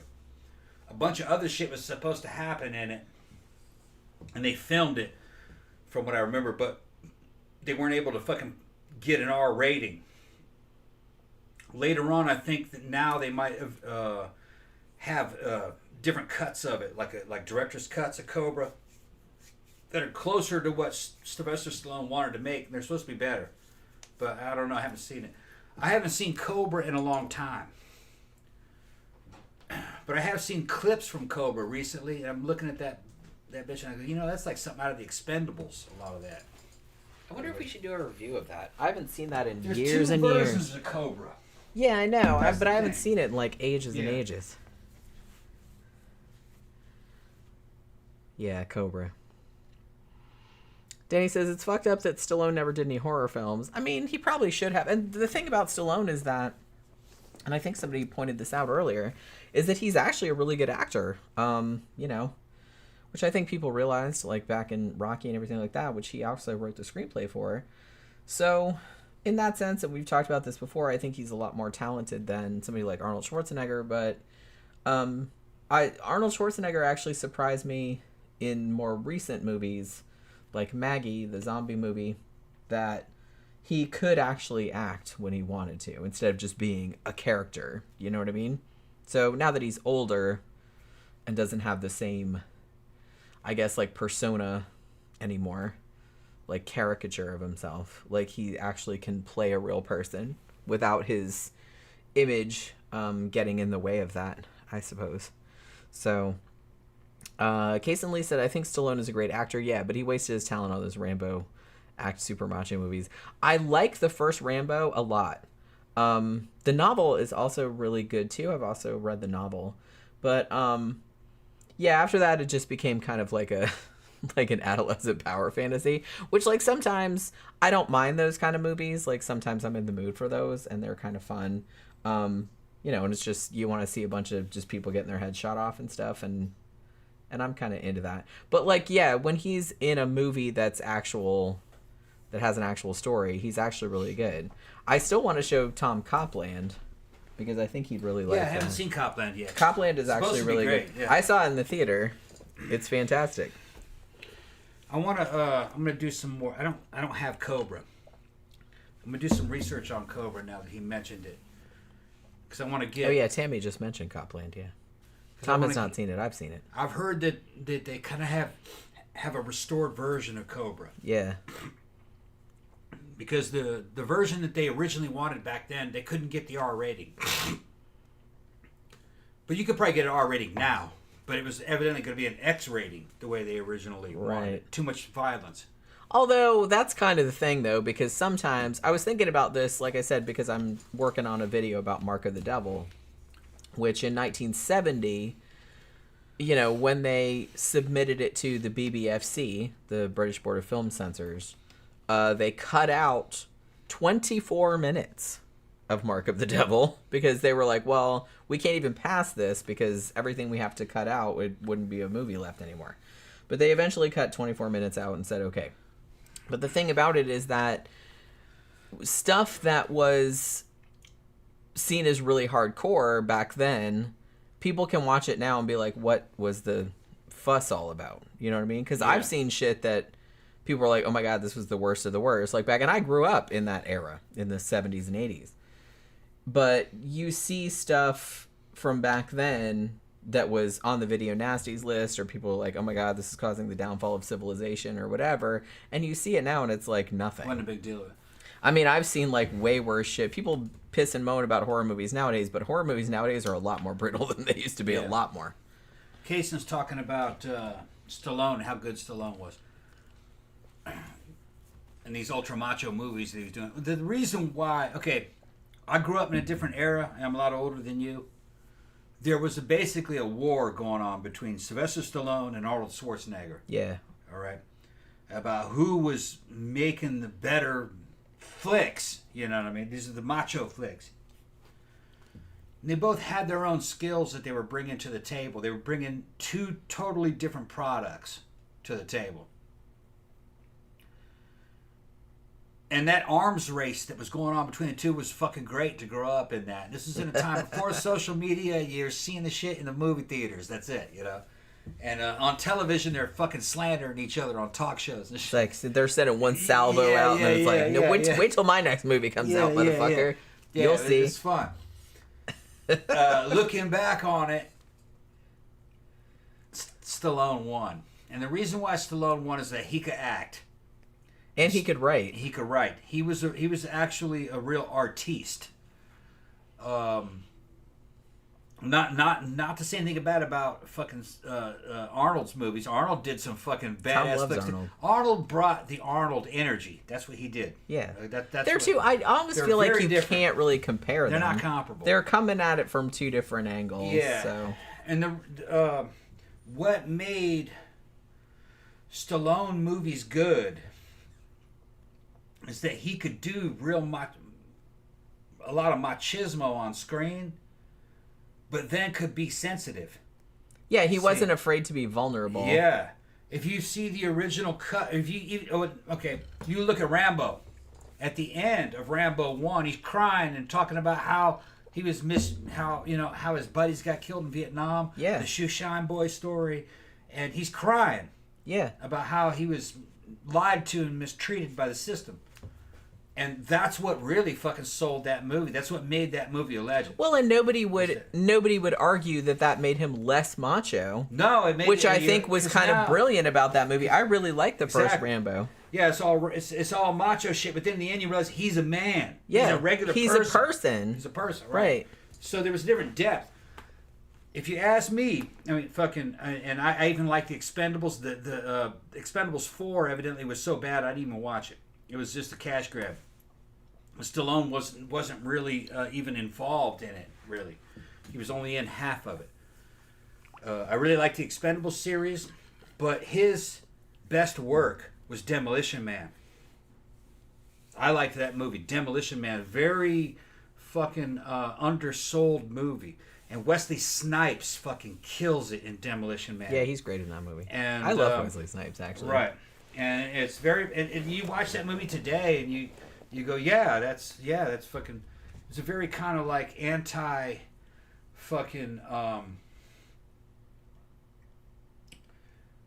kind of like anti... I don't want to get all political about it. So don't. But yeah, it's... very much anti-authoritarianism movie, anti-moralism, where you have a government who's trying to preach morality to you. I really like that aspect of it. I believe in freedom of choice, and you let the chips fall where they may. Just don't fucking hurt other people. The government can't tell you how to live and what to say. I was going to tell you that 1984. If you like Wesley Snipes, I think somebody else has recommended this movie. I'm not sure how you'll react to this movie, but there was a movie called To Wong Fu, Thanks for Everything, Julie Newmar, that had Wesley Snipes, Patrick Swayze, and John Leguizamo in drag. Okay, yeah. They were like drag queens. Yeah. And it's great. It's not as good as Priscilla, Queen of the Desert, which was the Australian there was kind of similar, like the plot. Priscilla came out first, and I like Priscilla better, I'll admit. That movie was fucking awesome. But I don't know. You might dig it, though. I kind of dug it. But somebody's talking about... Danny says Arnold is better all day and night and isn't scared to do horrible, I guess. I don't know. No. Arnold was in some great movies. But it was the movie that made it great. And, like, I'm not shitting on Arnold. Yeah, he was good. I'm just saying that Arnold is a type. He's a type of dude. In the sense that, you know how we talk about there's a difference between an actor and a movie star? Arnold is a movie star. He's a movie star. You hire him to be Arnold. You don't hire him to be this character in your movie, because that's not going to happen. Now, he's going to be Arnold. He did have a later movie where he did act, and he can act. Maggie. Yeah, and I mentioned that when you were in the bathroom. Yeah. And I was he surprised me in that because I was like, he was just like a regular dad. Yeah. And his daughter was like turning into a zombie and shit like that. And he played a bad guy in the one that came out after that, where he played the dude who wanted to kill the people for the airplane crash. What was the name of that thing? Fucking Arnold. He could act, but that wasn't what you hired Arnold. He chose not to. That's not why you hired him.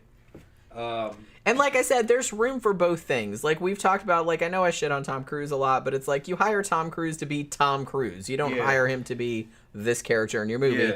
You hire him to be him.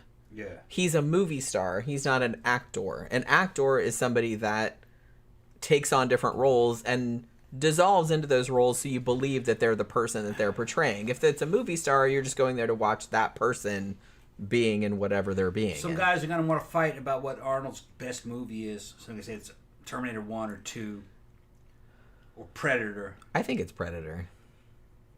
Predator, well, the thing is that... I love Predator. Terminator 1 and 2 and Predator are great movies. They would have been great movies even if Arnold wasn't in them. Even if somebody else would, yeah. Yeah, that was, it was the movie. Yeah, that's true. What was the best Arnold movie? I'd say fucking Total Recall. Okay, yeah. Total Recall. By those parameters, I agree with you on that. Yeah, he does more work in it. Yeah. It's a great mind-bending tale. And it's a low-budget, fucking high-yield science fiction fucking Philip K. Dick's fucking flick. And no, he's tripping. He's tripping. He got the vacation he paid for. It didn't happen. Kason Lee said, by the way, Conan the Barbarian is a great movie. Yes, fantastic. But Arnold's acting is crap in it. It's good. No. His acting is not crap in it. Well, I don't know if I'd go that far. It's okay. It's pretty good. But it's serviceable. There's some deleted scenes for the plot. There's some deleted scenes out there where he's acting. That's another great flick. But that movie would have been great if any other muscle man would have been. And I think that's a good point that you brought up. Yeah. Because a lot of Arnold's best movies, Conan, Predator, Terminator, would have been just as good with someone else in that. Maybe would have been just as good. As long as they had that same physicality. As long as that's so. Yeah, because the main point of those parts was not to be like this deep character or like any kind of acting chops or anything like that. So that's kind of an interesting conundrum that we've brought up, isn't it? But like I said, I think I do agree with you by your parameters. Yeah. Where you're saying where he's actually like playing a character. Yeah, and he's actually working and acting in it. Probably Total Recall. Total Recall. One, yeah, that's. But like I said, I don't think that's the best movie he was in. No. But that was the best one where Arnold was doing his craft. Right. Yeah. And I mean, I'm not gonna lie. Like, you know, Predator, Terminator, Conan, any of those are good choices because all of those are excellent movies. But yeah, but like you said, he wasn't the main draw, really. Like the story was the main draw. Like the other stuff that was going on was the main draw. Like not if you would have substituted Arnold for another dude in Predator, that still would have been a fucking great movie. Yeah, because that was, and actually Predator probably like the best example because that was like an ensemble cast. Yeah. And like all the other actors in that were so fucking great that if you just had some other big muscular dude in there that it would have worked. You know, that was a good actor, like that probably would have flown just as well. But there's something about Total Recall. If you had replaced Arnold with somebody else, it wouldn't have been as good, man. Arnold fucking made that movie. That was a great Arnold movie. It was, yeah. Yeah. I agree. He said more in it. He did more in it. The story's twisting and turning, and he's going with it. You know, is he Quaid or is he fucking? What was the other? What was his real name? Fucking. Oh well, shit! Now I can't remember. You put me on the spot. Yeah. After I'm 3 drinks. Cohagen. Actually, probably 6. I think it was Cohagen. I poured him kind of strong. I think his real name is Cohagen. But no, if you go back and watch Total Recall. He's tripping. He's back at Recall. He's getting the fucking secret agent trip that he paid for. Yeah, exactly. Yeah. No, it's all an illusion. Ira says Predator is my favorite of his films. It's a great flick, yeah. Yeah, I mean, I don't know if I could pick, honestly. Predator is like so fucking good. Conan is so fucking good. Terminator 1 is so fucking good. Terminator 1 is good. He's great in Terminator 1. Didn't say much of anything. But that's a horror movie. And people say T2. T2 was one of the great action flick. For a while, I liked T2 better, but then I rewatched both of them in close proximity, and I realized that Terminator 1 is a far superior film to Terminator 2. Another really good Arnold movie was one of his later ones. I think it was called Sixth Day or Fifth Day. It was called Sixth Day. Yeah, I remember you showed me about that. the cloning. Yeah, that was pretty good. And that was like the last of I don't remember a lot about it, but yeah. That was like the last of the fucking very classic Arnold Schwarzenegger sci-fi action movies. I thought it was great. Yeah, he's really good in that. But you don't hear much about it because it happened later. In the 2000s, you know what I mean? Like I said, he can't act when he wants to. I was actually like really impressed when we saw Maggie, the zombie movie, which I think is from 2015, 2016, something like that. Where he was acting to prove that he could act. Yeah, where he just played like a regular dude. He was just like a regular dad. He was like a farmer or some shit like that. And his daughter was turning into a zombie, and it was like kind of a tragedy. Arnold was a fucking mostly a baby boomer artifact. The boomers loved him. They did not want a real person in those roles. They wanted a fucking archetype. Yeah. And they wanted the one-liners, and they wanted fucking, they wanted their favorite star to come back and play. Which is role. fun sometimes. It was just a different way of doing a movie. I'm not really into movies like that. Usually. I liked them. But I mean, I do kind of like because they were like a series. Right. A series of things. Let's go see Arnold Schwarzenegger. What's he going to do this time? Right. Yeah, I get it. You're there to see Arnie. Yeah. You know. I get it.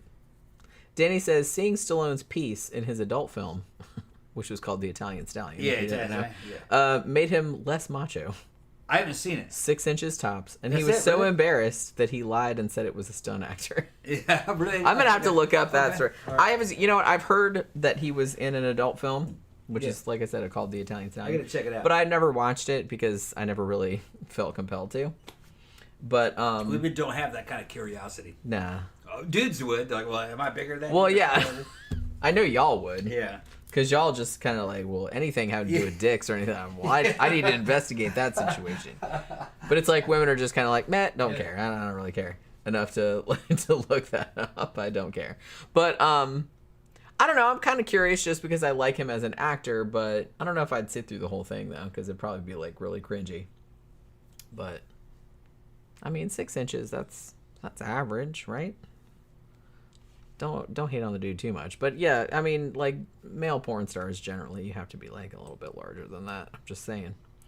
Tammy says, like, Tom Hardy, the man is in so much stuff and looks different in all of them. Well, yeah, I mean, that's what I mean. Tom Hardy is an actor. You know what I mean? Yeah, he's famous, so he's technically like a movie star too, but he's an actor. Like, there's a craft behind it. Like, when he does a role, he tends to disappear into that role, which is kind of what you want with an actor. You want somebody that it's like, I like to see movies that I like to forget who that actor is, no matter how famous they are. And I think I bring this up, well, I don't know if I bring this up a lot, but I brought it up a couple of times.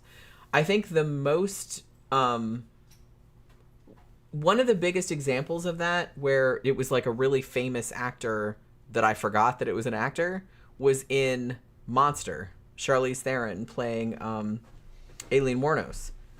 I saw that movie in the theater, and while I was watching it, I legit forgot that was Charlize Theron. I forgot. And I thought I just forgot that I thought I was watching the real person. Yeah, she can act. Which, like I said, that to me, that's like, that's an actor. Make me forget who you are, even if you're as famous as fucking Charlize Theron. I'm gonna go ahead and put this shit to rest right now. All right, I'm gonna be the one. I'm self-elected. I'm gonna fucking end this damn fucking stalemate, this Cold War between Arnie and Sylvester Stallone. Stallone. Oh. Yeah. They're both great, but Victor likes Arnold better. Stallone. I'm gonna go with Stallone too. Yeah. Not as far as like physicality. I don't really care about, like, I don't find either one of them attractive, but just that Stallone just seems like a more all around talented dude to me. I mean, he did great flicks. I mean, he did great flicks that people forgot about. Fucking like Bullet to the Head. That was a great movie. He played a fucking New Orleans hitman. Yeah, that was really good. And he was probably in his late 50s, maybe early 60s on that one. Do you remember how old he was?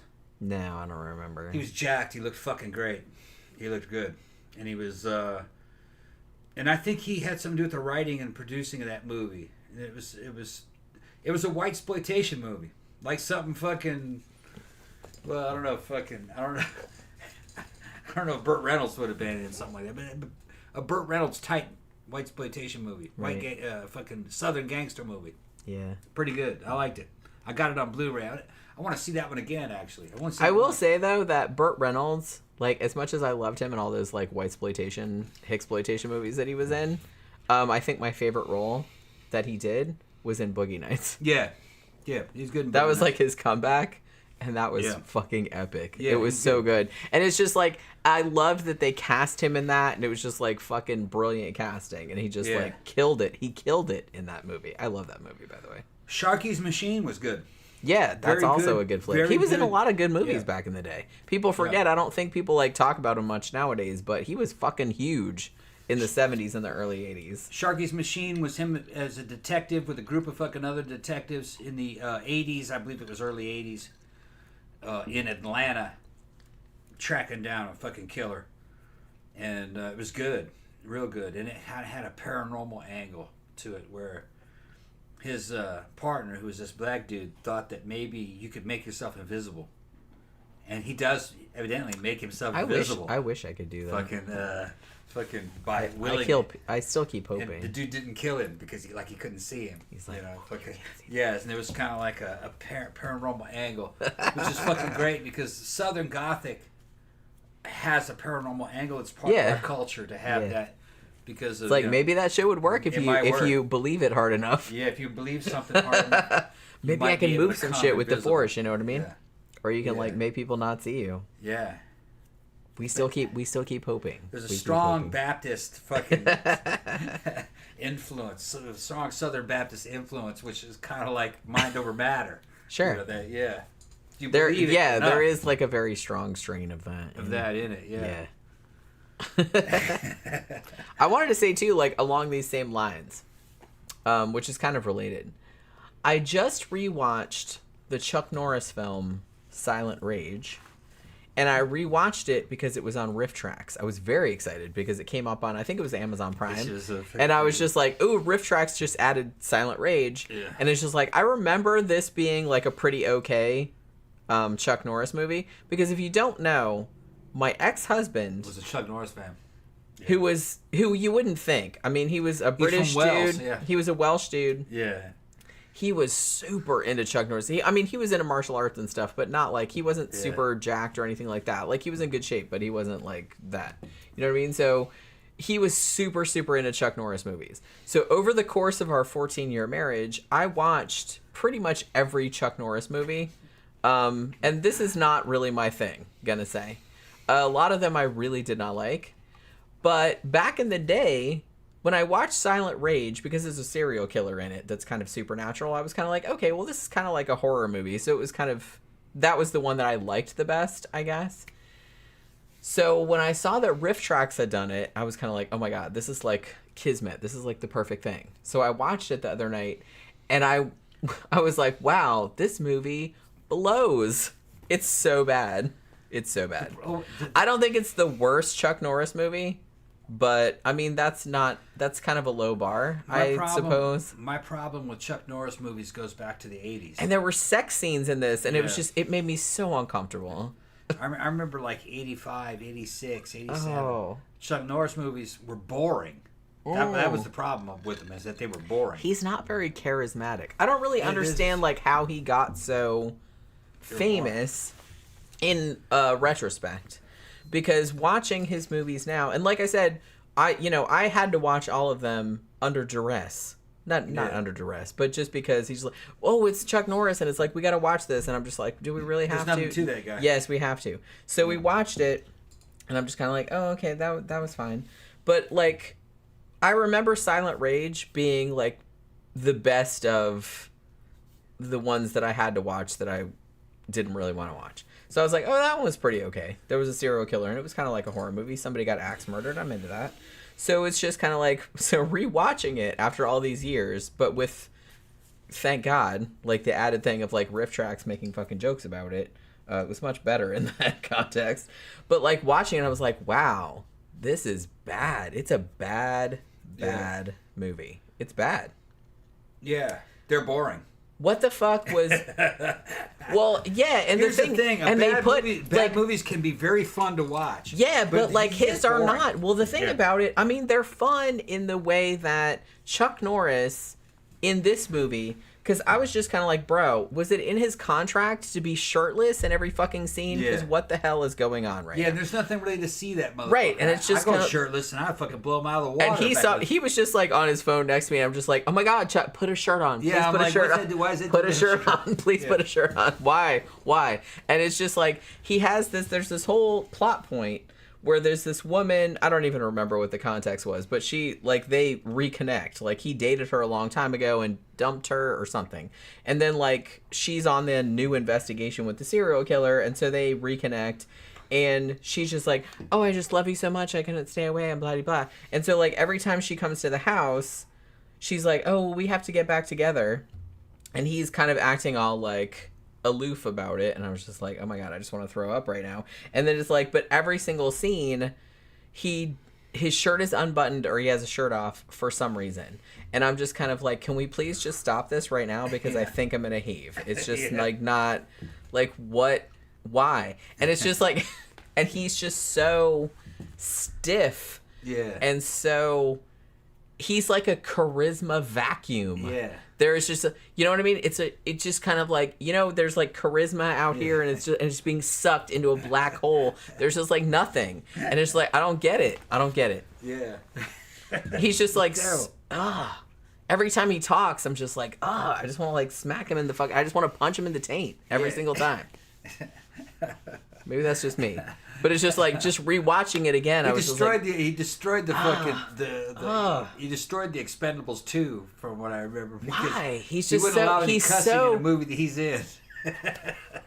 He's just so stiff, and he's so humorless, and he's just so no charisma. Yeah, he's just like so charisma free. He is like he's like I said, he's like a negative charisma. There was something about that era, because he was a martial artist, and Eastern martial arts were considered to be legitimate, which they're not. Okay, go back and look at our other show called Bushido. All right, Bullshit. Eastern martial arts are full of shit. All right, if you're a real fighter, you're fighting MMA. They'll beat your ass, and there's no Eastern. I would take great delight in seeing Chuck Norris get his ass beat by somebody, by an MMA fighter. There's nothing to Eastern martial arts. I would probably pay a few dollars to see that, to be honest. So because in those days, white people believed in martial arts. They thought there was something to that guy, so his position was kind of elevated. But I remember even back in the days watching those movies in the 80s going like, these are fucking boring. They're really boring, really dry. Like I said, the only reason I think that I responded to Silent Rage was because there was a serial killer that axed people to death. And I was just like, oh, that gets my interest. And there was kind of like a mad scientist kind of angle. So I was like, it's kind of like a horror movie. So I kind of got into it on that level. But I think that was the only one that I remembered because of that, because it had a slight horror movie angle to it. But rewatching it, I was just kind of like, oh my God, there's just so much unnecessary like romance shit in this that is grossing me out. And it's just the whole situation. So like, she comes over to his house. Oh, I can't resist you, Chuck Norris. For some reason. Here I am with no shirt on. How did that happen? I'm just hanging out of my house with no shirt on with my stereo. And I'm just like, oh my God, like, please, I'm just gonna fucking, it was just so... It was so cringy. And it's just, I mean, it's funny. It was funny to like watch it on Riff Tracks because they made jokes about shit the whole time. Cason's saying he likes fucking Texas Ranger because of nostalgia. I've never seen a single episode of Texas Ranger. I don't think I could subject myself. I've seen when that shit was on TV, he was kind of like out. He was out a little bit. Yeah, he was kind of like out. Yeah, I was doing other things. Fucking. That was the last thing I wanted to do, is watching normie TV. That was normie TV. It's like Steven Seagal. He's also gross. Steven Seagal, to this day, has a fan base that really believes in him.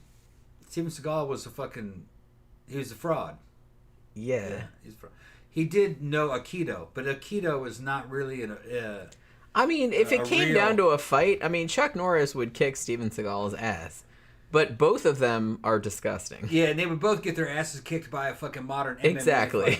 Because exactly, and like I said, I would probably pay some amount of money to like watch that, because that would be hysterical.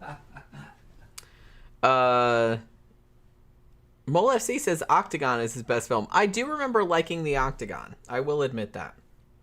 I did like a couple of his movies, but it wasn't usually because of him. It was usually because of the other stuff going around. Like I said, the only reason I remembered Silent Rage was because it was kind of like a Frankenstein movie, like mixed with a serial killer, which, like I said, so it's kind of like a horror movie. So it's like, I'm going to watch it with that. But rewatching it, I had forgotten how much bullshit was in there about Chuck Norris seducing this woman that he dated a long time ago, who apparently couldn't keep her pussy away from him for a long time. She's like, oh, we broke up a long time ago and I hate you. And I think the first time they reconnected, she smacked him in the face, probably rightfully so. And then like later on, she's like, oh, I just can't resist it. She couldn't resist it. And I'm just like, what is it exactly that you can't resist? Because this is the most charisma-free person that I've ever seen on screen. I mean, seriously. That's the thing. Jeffy Art said, Norris strikes me as someone who takes himself way too seriously. Look at Walker, Texas Ranger, so many slow-mo high kicks. Yeah, I kind of think that's something I can't really get into. I can't really get into somebody that, and I think that's why Chuck Norris makes me so angry. Are we still talking about Chuck Norris? No, well, because Jeffy Art said something about it. Was because that he believes his own bullshit, and he's just like, we have to be like very like absolutely serious about this bullshit. He can't swear, he can't hang out, he can't just be a regular ass person. He's super upright, he's super Christian, he has this whole thing going on, and I can't hang with people like that, man. I just can't. Look, let's go ahead and nip this shit in the bud. When I was a kid, we kind of thought that Bruce Lee could probably kick anybody's ass. That Bruce Lee could have kicked Mike Tyson's ass. And know what I know now, no. Yeah, but Bruce Lee never said that he could do it. I mean, Bruce Lee didn't know who Mike Tyson was. Well, no, I know that, but it's like Bruce Lee didn't take himself super seriously. He was just like, I mean, he did, but not to the extent that Bruce Lee was a good fighter. Right. All right, but he was an actor. All right, and he came from, they wouldn't allow him to go fight, as a professional fighter. He did do some pro fights early on. He did pretty good. But he was an actor. I mean, he would lose money in the real fighting system. He didn't have time for that. He had to make money making movies. Sure. All right? Well, that was his wheelhouse, sure. Right. He was good, and he understood about fighting and martial arts. And what he's talking about is he said these martial arts are kind of bullshit. There's got to be another way where we can fight openly and find out what the best fighting system. He's talking about MMA. That's eventually what. Yeah. So MMA is what Bruce Lee was talking about. MMA fighters can really fight. They're not as restricted. If you were to move fucking Bruce Lee into MMA as he was back in those days in his prime, you're gonna move him in there today, he would get his ass kicked. Conor McGregor would kick his fucking ass. But once a guy like Bruce saw what MMA was, he would rise to the challenge. He would have rose to that. He would have trained because he's like, oh, okay, I see what's going on. I see what they're doing. He would have put on more weight, all right, in terms of muscle. He would have fucking learned a ground game and grappling. And a guy like Bruce Lee could have done real well in MMA. So I'm not going to talk shit about it. But Bruce was a man of his time. Well, and the thing about it is that shows the fact that we're even talking about that shows like a maturity because, shit comes along and it's like you're not good enough you're like, oh, well, I need to learn. You don't automatically assume that, oh, well, I can just do that or I'm better than that or whatever. You are like, oh, well, I don't really know how to do that, but I'm going to learn how to do that. Yeah. And maybe I can, and he seemed like more of that kind of dude. By the same token, who the guy we were talking about? Fucking who? Chuck Norris. Chuck Norris could have adapted also to MMA. He could, you have to change your training, and you have to learn ground game, grappling, wrestling. They both could have done real well. They were men of their time. Now, Mike Tyson, I saw an interview with Mike Tyson. He was saying, if I was fighting today, I'd be fighting in MMA. He says, Tyson was like, I never liked that in boxing I couldn't use my feet and kick. Right. You know what I mean? So even Tyson would have been in MMA if he was in his prime today. Now, if you were to move Tyson into MMA, Tyson would have fucked all those dudes up. Tyson was a great fighter. He had enough mass, power, and he had strength. And he was a good dude. He could fight. He was a good... Well, he had a lot of raw strength. He was a good fighter. Tyson would have been... He would have been the same champion in MMA as he was in boxing. He just would have trained up for it. Yeah. And Tyson would have kicked the shit out of fucking Bruce Lee in MMA if they were both in MMA. They'd be in different weight classes probably. Well, yeah. Yeah, because Mike Tyson would absolutely be in a different weight class than Bruce Lee or Chuck Norris. Right. Because Chuck Norris was not a big dude. He was just a little dude. And like I said, I'm not... You know, we shit on Steven Seagal because that dude's like a big fake. Yeah. But... and now he's a big fatso. But Chuck Norris... I will, say that he did do martial arts. Yeah, he was a Aikido. He could do martial arts. He could actually fight. Yeah. He wasn't a big dude, but he could do the stuff. No. As an actor... He was physically big. He was 6-something. He was physically... Who, Chuck Norris was? No, I thought you were... Steven Seagal. Steven Seagal was a big guy. He was 6-something. But like I said, and he did know Aikido. It's just that Aikido was not a real effective That's not a real... Yeah. That's not a very effective martial art. And as he aged... Yeah. Let's say he just put on a bit of weight. Yeah. A bit of weight. Let's put it... A lot of weight. Yeah.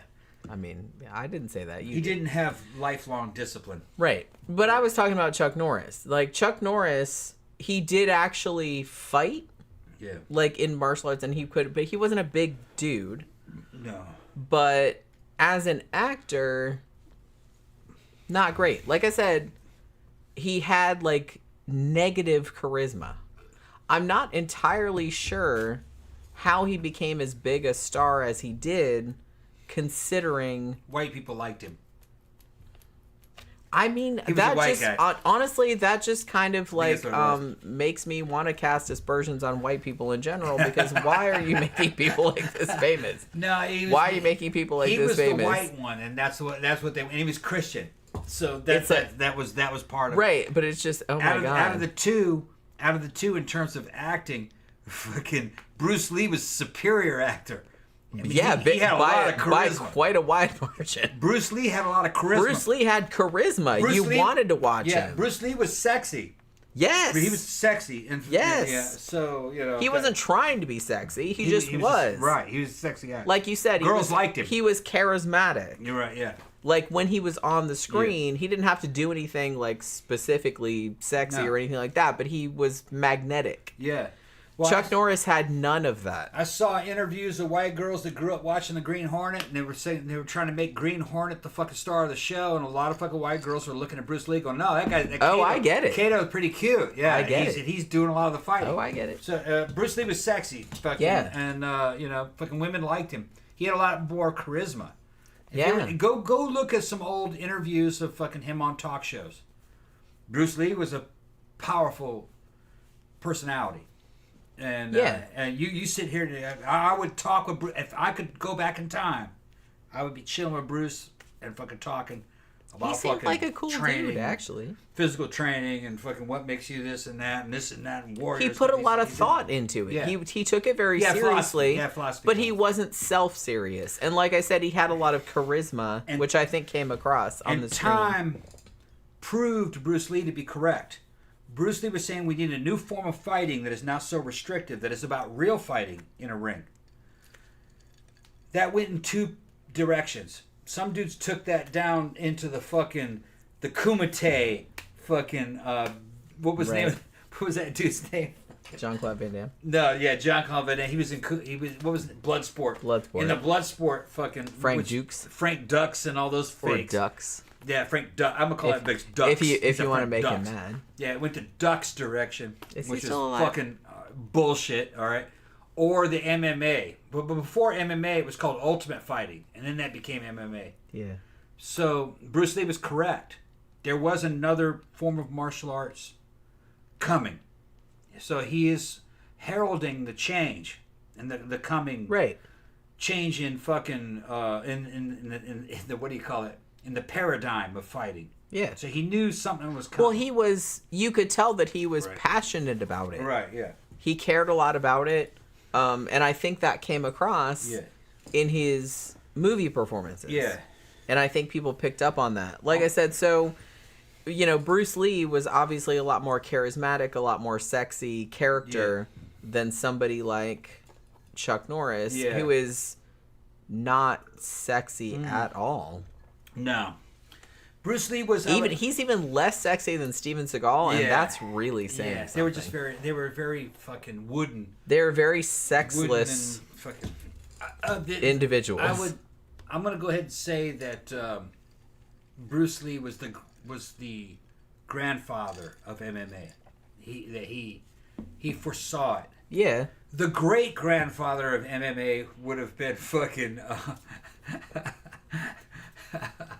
The dude from fucking Black Dragon Fighting Society. What was his name? Fucking Count Dante. Count Dante. Sure. Count Dante. He was a lunatic. Sure. Count Dante was the great grandfather of fucking. It's a fascinating MMA. We talked about it. We did a show called Bullshito a while back, and we went all into this, and it was like super interesting. Yeah. But I got respect for Count Dante too. He was actually he was a nut. He was a nut, but he was correct. Yeah. In a way.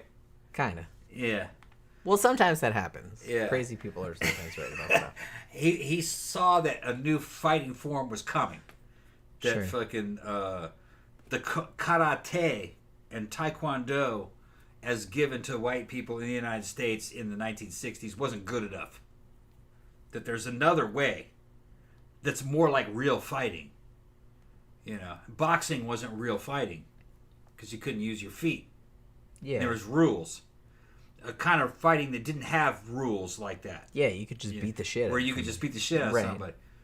And Dante fucking actually tried to get some work in fucking Hollywood, and they threw him off the set because he'd hurt you. He was a lunatic. They're like, no, we're not. He was a crazy hairdresser. But like now, But like nowadays, people be like, all right, they I get it. But like, he was a little bit ahead of his time. He was a little bit ahead of his time. He was kind of a nut. Bruce Lee was a lot like him, but more controlled and a little more reasonable. Yeah. And like I said, Bruce Lee came across as a lot more charismatic, a lot more irrational, a lot more reasonable, and it's just kind of like, you see interviews with him nowadays, and he just seems very zen. He's very philosophical, and it's just kind of like, so I can see why he became an icon around the world, really. So the thing about it is that Danny points out John Holmes, the porn star, was a better actor than Norris. I agree. Yeah. And with that being said, the Val Kilmer film Wonderland is a great film, and I got to get that just saying. Did we review that? Never seen it. It sounds familiar. We might have. I remember when it came out, people liked it. It's pretty sad to say that, and I do agree with you that Chuck Norris's acting is like sub-porn acting. And we're talking about 70s porn. Yeah. You know what I mean? Just very, very wooden. No charisma, no nothing. And like I said, he didn't have any... And I think like rewatching whatever the movie that was that I just said, the Silent Rage, it just kind of like brought that back to me, how not sexy that dude was, and how not a good actor he was. He was just, and every sex scene that he was in, because they were trying to like do this whole romance with this woman in this movie, and I was just like, every scene of that was just grossing me out. And I'm just like, I'm sure that wasn't their intention. That's another thing that brings you back to the Stallone and Arnold Schwarzenegger battle. Or the Clash of the Titans back in the day. Out of the two, I think if you were to ask the average woman, they'd rather sleep with Stallone than Arnold. Yeah. Like Arnold was a good-looking guy, but there was something about him, and even Arnold himself said that on screen he wasn't very a sexy character. In real life, fucking Arnold actually was very successful with women. Yeah, I mean, it might be different. He was very addictive, you know what I mean? But if you knew them in real life. But Stallone was a sexier guy. on screen. Like I said, neither of them are my type really, but it's just kind of like, if I had to, if somebody put a gun to my head and said, you had to sleep with one or the other. It'd probably be Stallone. Yeah. I mean, honestly, like, Arnold Schwarzenegger always seemed like not...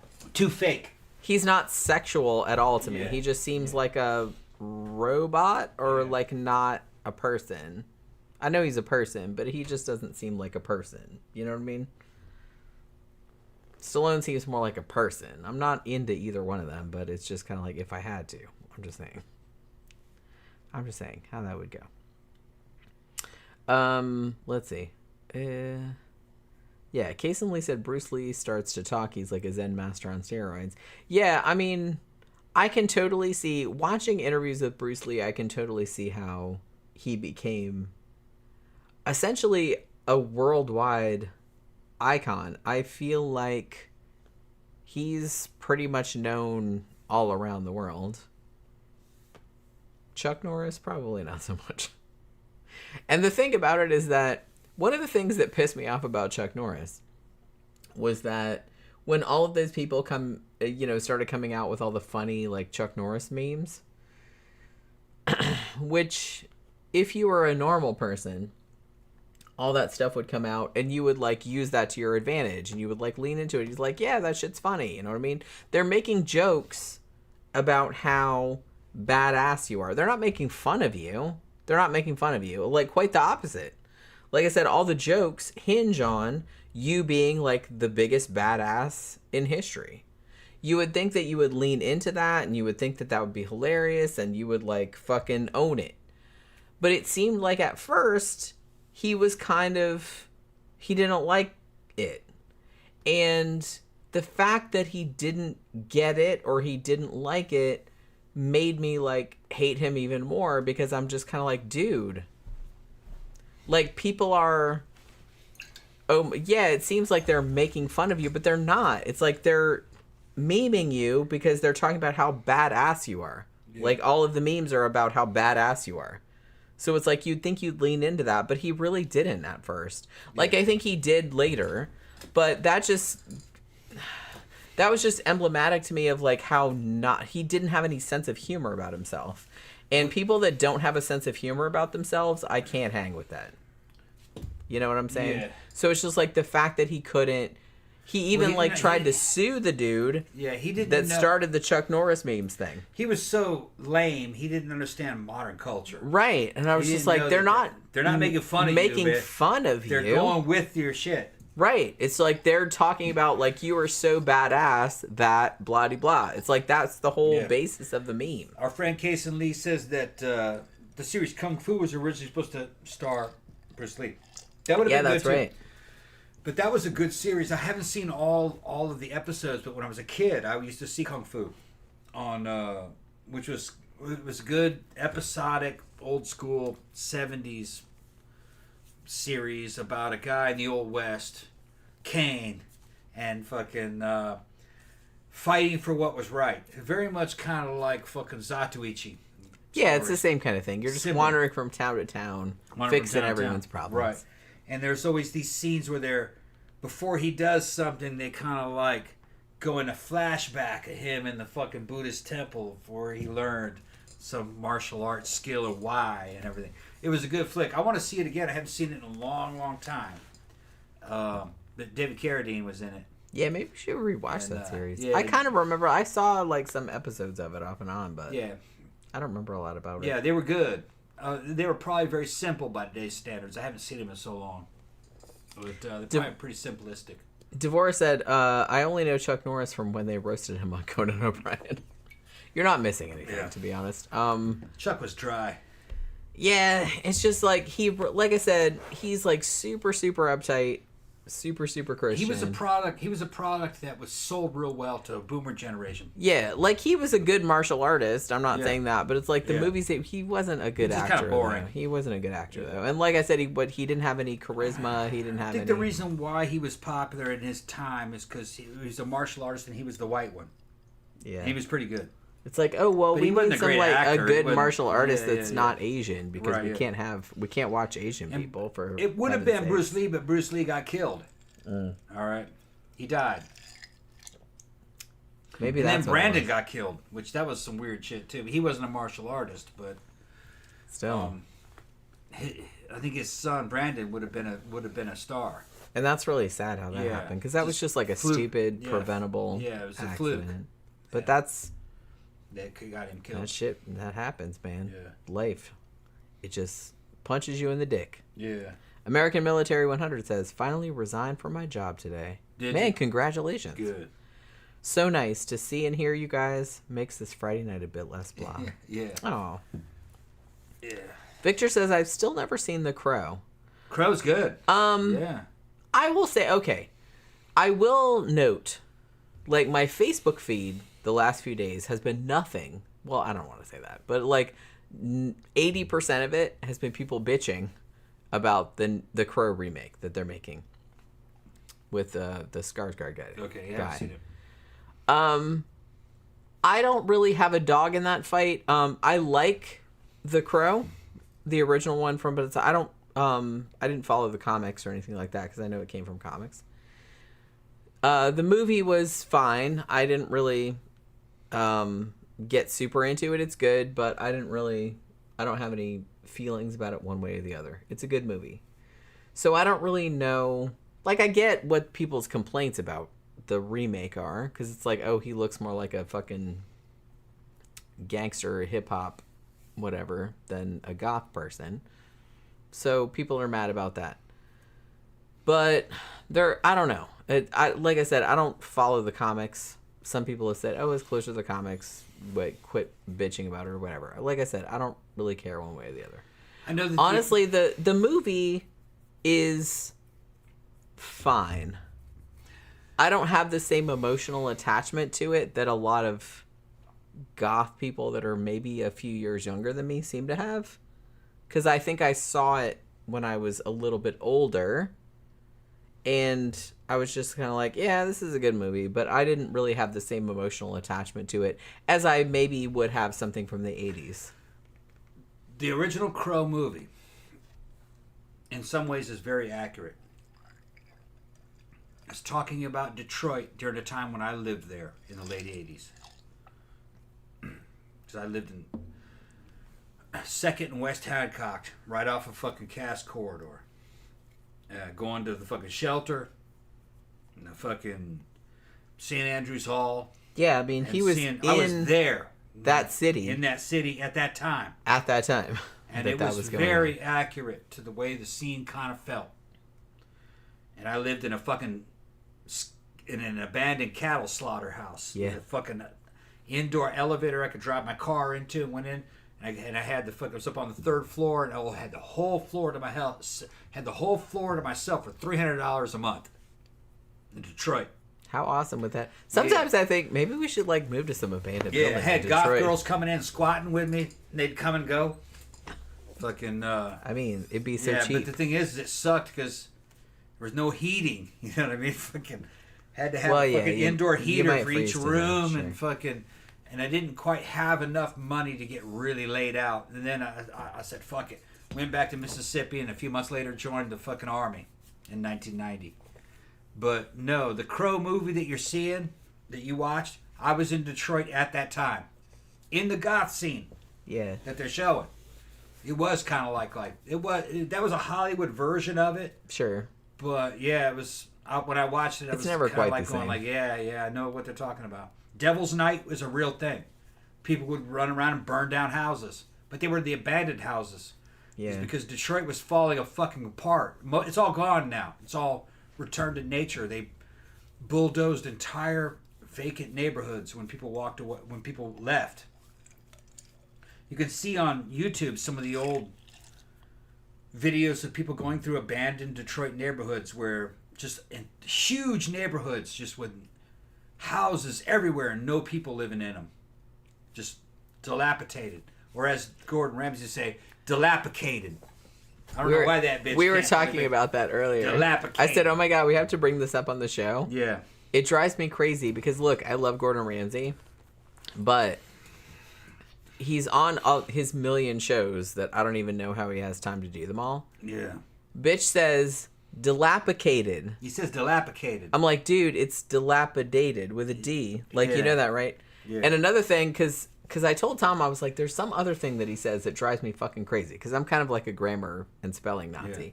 I was like, oh, I remember what it is. He says lacklust. Instead of lackluster. Instead of lackluster. Yeah. I'm like, lackluster is not a word. There's another syllable that you might want to add on to that. But it's just kind of like, I kind of feel like he's done it for so long that nobody wants to correct him or he'll punch them in the face. Yeah. Maybe. I don't really know. But it's just kind of like, it's just funny because every time I watch one of Gordon's shows, actually I was watching Next Level Chef like last night on Hulu. Yeah. But the fact that he says, every time he says dilapicated, I just like, oh my God, I was like, reach for the screen and like fucking punch you. That's not a word. It's not a word. It's dilapidated with a D. Yeah. With a D. But the case in Detroit back in the day was a big city where they made all the American cars. It was an industrial powerhouse. It was on par with New York City. That's what it was like. And then in the 60s or the 70s, I don't remember, I think it might have been the late 60s, they had a big race riot. And they burned down a lot of it. And all the money just fucking left Detroit. And then it slowly started to fall apart. You had all these white kids from the Michigan suburbs fucking moving into Detroit because it was cheap. And you could get big apartments and you could start nightclubs. So they had a really good gothic and proto-gothic and punk rock scene in Detroit in the 80s. It was fucking great. Nobody'd bother you, fucking, you know what I mean? Fucking, if you're just a bunch of... Black people didn't bother white kids in there, alright? Fucking, you could go in there and have all kinds of fun, fucking get huge apartments for nothing in fucking buildings, buy cars for nothing, and I was at the time I was working at Spring Engineering, which was it was a company that made springs for car parts, you know, car part doors and shit like that. Ford, mostly it was for Fords. I only worked part-time, and in that old economy I had enough to have a car, apartment, food, and party. And we would go to these goth clubs, man. Fucking, it was early gothic industrial scene. We were listening to fucking Front 242. Headhunter was new song. Listening to Bauhaus, Sisters of Mercy, fucking all kinds of fucking Christian Death. I think we listened to some. That might have been before that though. That was a little bit later. I'm trying to remember. We were just listening. We were listening to Specimen, 45 Grave. We were just listening to all the old early bands, and that was during the time that they're talking about. The Crow was talking about that time, and most of it was happening at the Shelter, and fucking City Club is what it was called, and St. Andrews Hall. Saw Sisters of Mercy at St. Andrews Hall. Fucking Detroit was Andrew Eldridge's favorite city. That was the place where the manholes steamed. Yeah, he wrote a bunch of songs about it. Like Baltimore too. Baltimore was similar. I've never been to Detroit. I've been to Baltimore once though. Baltimore isn't as bad, but those were post-apocalyptic cities, and they were cities that were back in the 30s, fucking fine. You know, huge skyscrapers and everything. You'd find abandoned skyscrapers and stuff. Gramthars, he's fucking in this comment section. Fucking, we went to school there. You know, in Trenton, outside there. So he knows what we're talking about. And also, conversely, that's the time where Axel Foley is fucking trying to do his undercover work there in Beverly Hills Cop. I was living there at that time too. Yeah, but it was a good city to live in if you were a kid. If you were a goth kid. It wasn't sustainable though. Well, you didn't have enough money, you know. I don't know. You didn't need a lot of money when you're young, and you had a bunch of cute goth chicks, and you could have sex, and you could do shit, and fucking go to the club, and it was fun at the time, but you were it was very responsibility. insecure because if anything went wrong, you couldn't save yourself. You had to call your parents or some shit, you know. Well, yeah. I mean, you know. And there wasn't an idea of the future.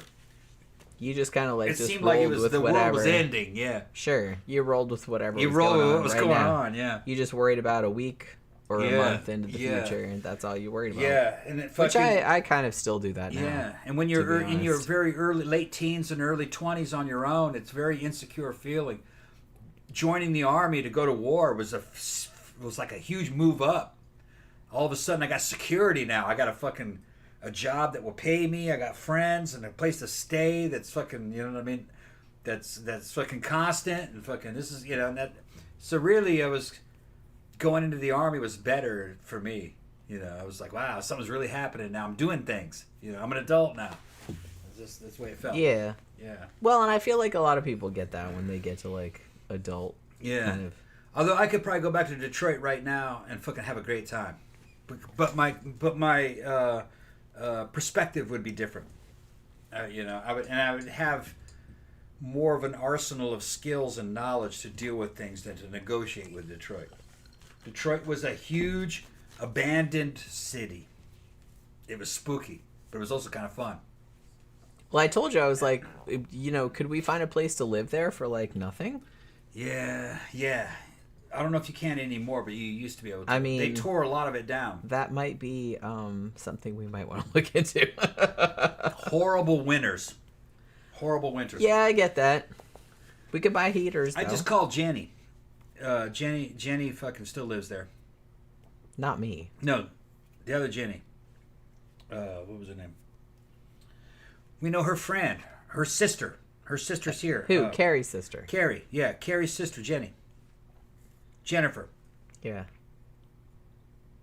Jennifer still lives there. You're just going to call her up and, like, ask her for help? I said, well, no, just say, like, where's be a good place to go? What's out there? She knows that city. She's been living there the whole time. Yeah, okay. Yeah. I mean, we'll see. We got, like, a pretty good shit going on here right now. I wouldn't go there. Florida's where it's at right now. Well, there's a lot of things. I don't like Florida in a lot of ways, and, like, look, I was born here. You're looking at dig gift horse in the mouth. No, I'm just saying. No, I'm looking at it realistically. I'm just saying personally, from my perspective, there's a lot of things that I don't like about Florida. Yeah, from growing up here. Much worse. Yeah. But yeah, it could be much worse. Yeah. The thing about it is that one thing you don't have to worry about in Florida is that if you don't have heat in the winter, you're not going to freeze to death in your fucking apartment. So there's that. So like if you can't afford heat, you're not going to die in Florida because it never gets cold enough to kill you. But Jenny Jeffries, that's her name. She's still there. Went to high school with her. She was a pretty big photographer for Rolling Stone magazine when that meant something. She took a lot of photographs of like super cool rock stars and shit. And her sister is Carrie. She lives here now. Yeah. When I first saw She Carrie, DJs at Mannequin sometimes. She DJs at Mannequin. When I first saw Carrie was probably about 7 or 8 or 9. Didn't we decide she's more like 10 when I saw her? Yeah, from what I don't remember what year you said it was, but you said she was a little kid. Yeah, Jenny, not this Jenny, but Jenny Jeffries. When I went to high school with her in Michigan,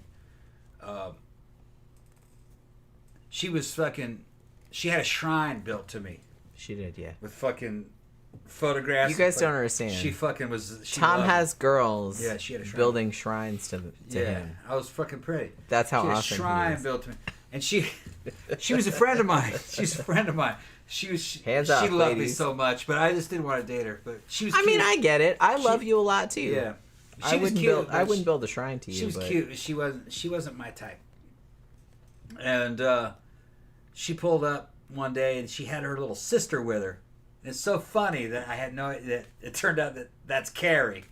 But and we know her now. We know now. Yeah. She's a grown woman now. Yeah. And we see her at the club. She comes out all the time with her husband. Yeah, I'll show him Carrie. Carrie and Jack. Yeah. They come out all the time. And like I said, Carrie used to. I don't think she DJs at Mannequins anymore because I think they had a falling out. They pulled but up. She used to. I remember Jenny pulled up. She had Carrie with her, and fucking Carrie was fucking little kid. She's fucking flirting with me like crazy, and I'm fucking petting her on her head. Like, yeah. She's just, just the way you were when you were teenagers back then. I was a teenager. Yeah. It's just fucking funny that I know her now. And I'm like, I know you. And she's talking about Detroit. And it turns out you're Jenny's fucking little sister. Yeah, it's so weird. Fucking, yeah. It's a small town. I mean, it's a small world. It's a small world, yeah. It's a small world. Like I said, it's just kind of like, well, anybody... I don't know, because it's not a small world in the goth scene, because if you're a goth that moves to some other city, and you meet some other goth that lived in the city that you used to, that's not that weird, because it's like goth scenes are kind of small, like in every city. So you're going to kind of know that person. But it's just kind of weird that you knew her sister, like in high school. Yeah, that's Carrie. I knew her when she was a little girl. Yeah. Let's see if she's awesome. I like her. Yeah. That's Carrie. We still need to invite them over, honestly. I keep telling them we're going to do that. I never invite anybody over. She was like a baby when I first saw her. We do kind of like live out in the middle of nowhere, though. Yeah. So that's another thing. Yeah, that's Carrie. She's a DJ. We know her here. Yeah. DJ Spooky Puffs. Yeah. But yeah, she used to DJ out back on the patio. Yeah. At Mannequins. But I think they had a falling out. I'm not sure if they've resolved that. That's a good picture of Carrie. Yeah. Yeah. I like her. She's nice. She's looking good now. How old is she? 40-something now? I mean, she's almost our age. Yeah. But it's just kind of like, she lost a lot of weight. Yeah, she lost a lot of weight. Yeah. In the last year. Yeah. She looks fantastic. Last time I saw her at Memento, not this last time, but I think the time before, and it's like, she looked fucking phenomenal. She looked really good. So, it's just, I don't know, it's just so funny that you knew her sister in high school. I'll show the sister. And then, I'll show you. After all this time, like we actually know her, the little sister. Yeah, but it's, I don't know, it's funny. I'll show Jenny Jeffries. Matter of fact, she had some pictures somehow of her back in high school when I met her. She had the old fucking goth. Oh, side quest hero just showed up. That's Katrina, by the way. Just showed up just now. Or a few minutes ago. Victor says, I'm trying to get a travel contract in California. It's the best place by far for nurses. And then Jeffy Art said, I can't afford living down in South Florida. Yeah, it's super expensive down there. Actually, it's kind of expensive in Central Florida, too, not going to lie. Not a lot of animation game art jobs. Perhaps I'd have better luck in Orlando. You might. You should probably look into the Central Florida area for gaming art or animation. There are a lot of jobs like that. It is, I'm not going to lie, it is kind of expensive in Central Florida, too. You might have to, like, get someplace kind of out of the city. But, because the prices in Orlando are just ridiculous, just like everywhere else. So you might have to, like, commute. Just saying. Kind of happening everywhere. Honestly, I don't think you can even get a one-bedroom apartment in Orlando for under $2,000 anymore, and maybe $2,500. And that's for kind of a shitty.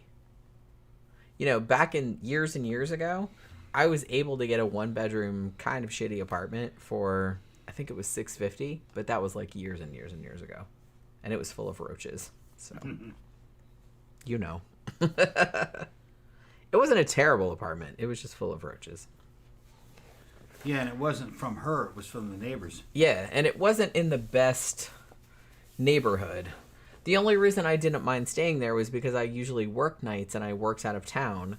So I was usually gone most of the time. Like I was working in Daytona like overnight, and I stayed at a friend's house a couple nights a week, and then I stayed at his house like 1 or 2 nights a week, and so I wasn't there a lot. You know what I mean? So... But still, it wasn't terrible, but not great. And I don't think you could get anything. You can't get anything for $650 nowadays. No way. I mean, you probably could, but it would be like a fucking outhouse somewhere. I kind of feel like probably 2,000 a month is the lower limit, and that might not even be that great. I can't find Jenny on there anymore. I thought you had her on your friends list. Did you not? Not on Facebook. I thought I had it on Instagram. That bitch tries to stalk too much. I had to fucking knock her off fucking Facebook. Oh, is that what happened? You didn't tell me about that. That was years back. Oh, years. I thought that was like recently. No, not recently. Because I thought you were talking about her. That bitch loves me too much. You're too lovable, Tom. That's your problem. Tries to talk too much. Man. Is that what the problem is, Tom? You're too lovable. It's probably on fucking. These girls just love you too much. Probably on fucking on her friends list. Hold on. Because you're like the platonic ideal. Why am I the platonic? Because you're kind of a bad boy, right? Yeah. You're kind of like, because you're kind of like a shithead or kind of like a jerk, but like low key. But then, like, most people can, and I kind of got this when I met you too. It's like he's kind of a jerk, but you're kind of like, deep down you're actually like a cool person. You know what I mean? Like that comes across like very strongly, and I'm just like, this dude is like a good dude. And I think that most people can sense that, even though up front you're like kind of like, I'm just having fun. Yeah, that you're kind of a dick and everything, but it's like I think most people know that's that you're just part of my thing, though. Yeah, that like most people know that's just a shtick and like it's a joke, which it is. So I was just kind of like, yeah, he seems like kind of a dick, but it's my defense mechanism. It is. You really are a good person, Tom. You really when are. Push comes to shove. Yeah. I at least operate by a fucking. I got an honor principle. Right. Exactly. I got a fucking code that I go by. Right. I ain't gonna fucking stick you out. You're a person that someone can rely on, even though up front you might come across as like kind of off-putting or like you're kind of a jerk or whatever. But it's like you don't like when push comes to shove, you are actually like I'm 100% down behind my friends. Yeah, you're a very, very trustworthy, honorable person. Yeah, and I think a lot of people can sense that. I'm hard, but I'm fair. Right. Well, that's why you have a lot of friends. Like a lot of people that even people that like don't agree with you on a lot of things are just kind of like, yeah, he's a good dude. Like you're a good dude. You know what I mean? Thank you. You're a good dude. Thank you. So, Victor says the dick with a heart of gold. Yeah, you are kind of like that. Victor's just trying to get laid. You're just a gay dude trying to get laid, man. You're trying to butter me up for easy insertion. Oh my god, Tom. I don't believe what some gay says. They're just trying to get laid, man. You're a dude, man.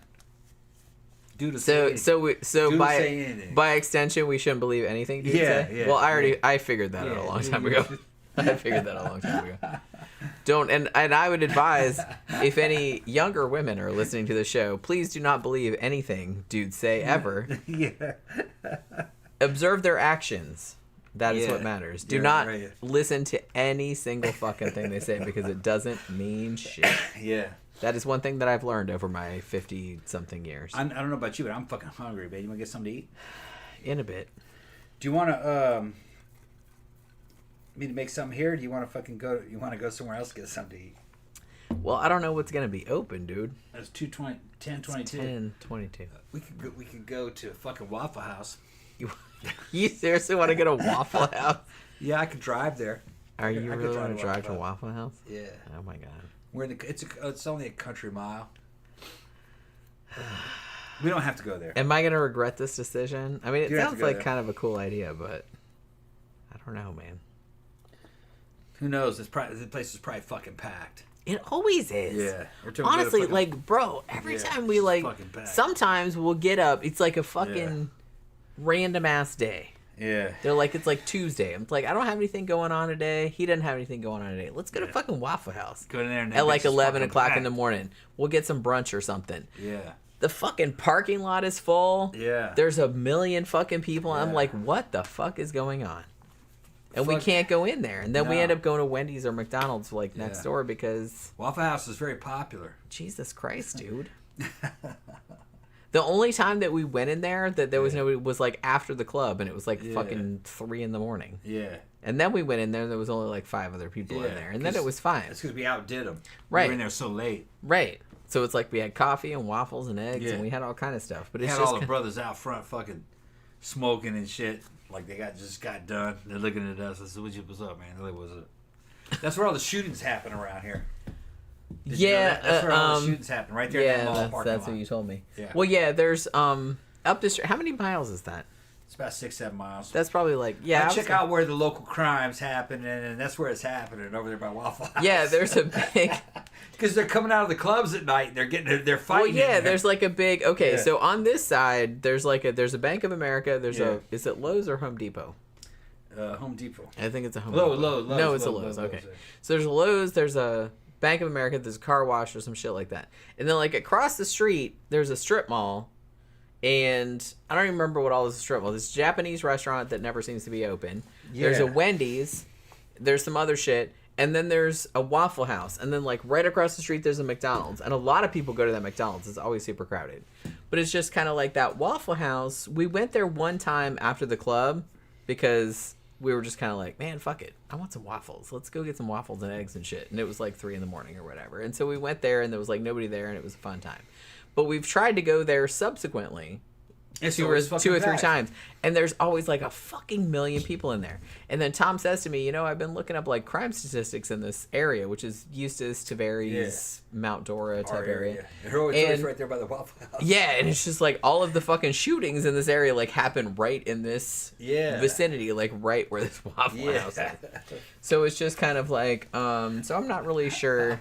Saw them black dudes from Mount Dora going up in there to fucking hang out at Waffle House, and then they get in a fight after the club and start shooting at each other. Victor says it's tax refund season. Everything is fucking packed. Yeah, right? I guess that's why. I mean, I got my refund a long time ago, so I've already spent that shit.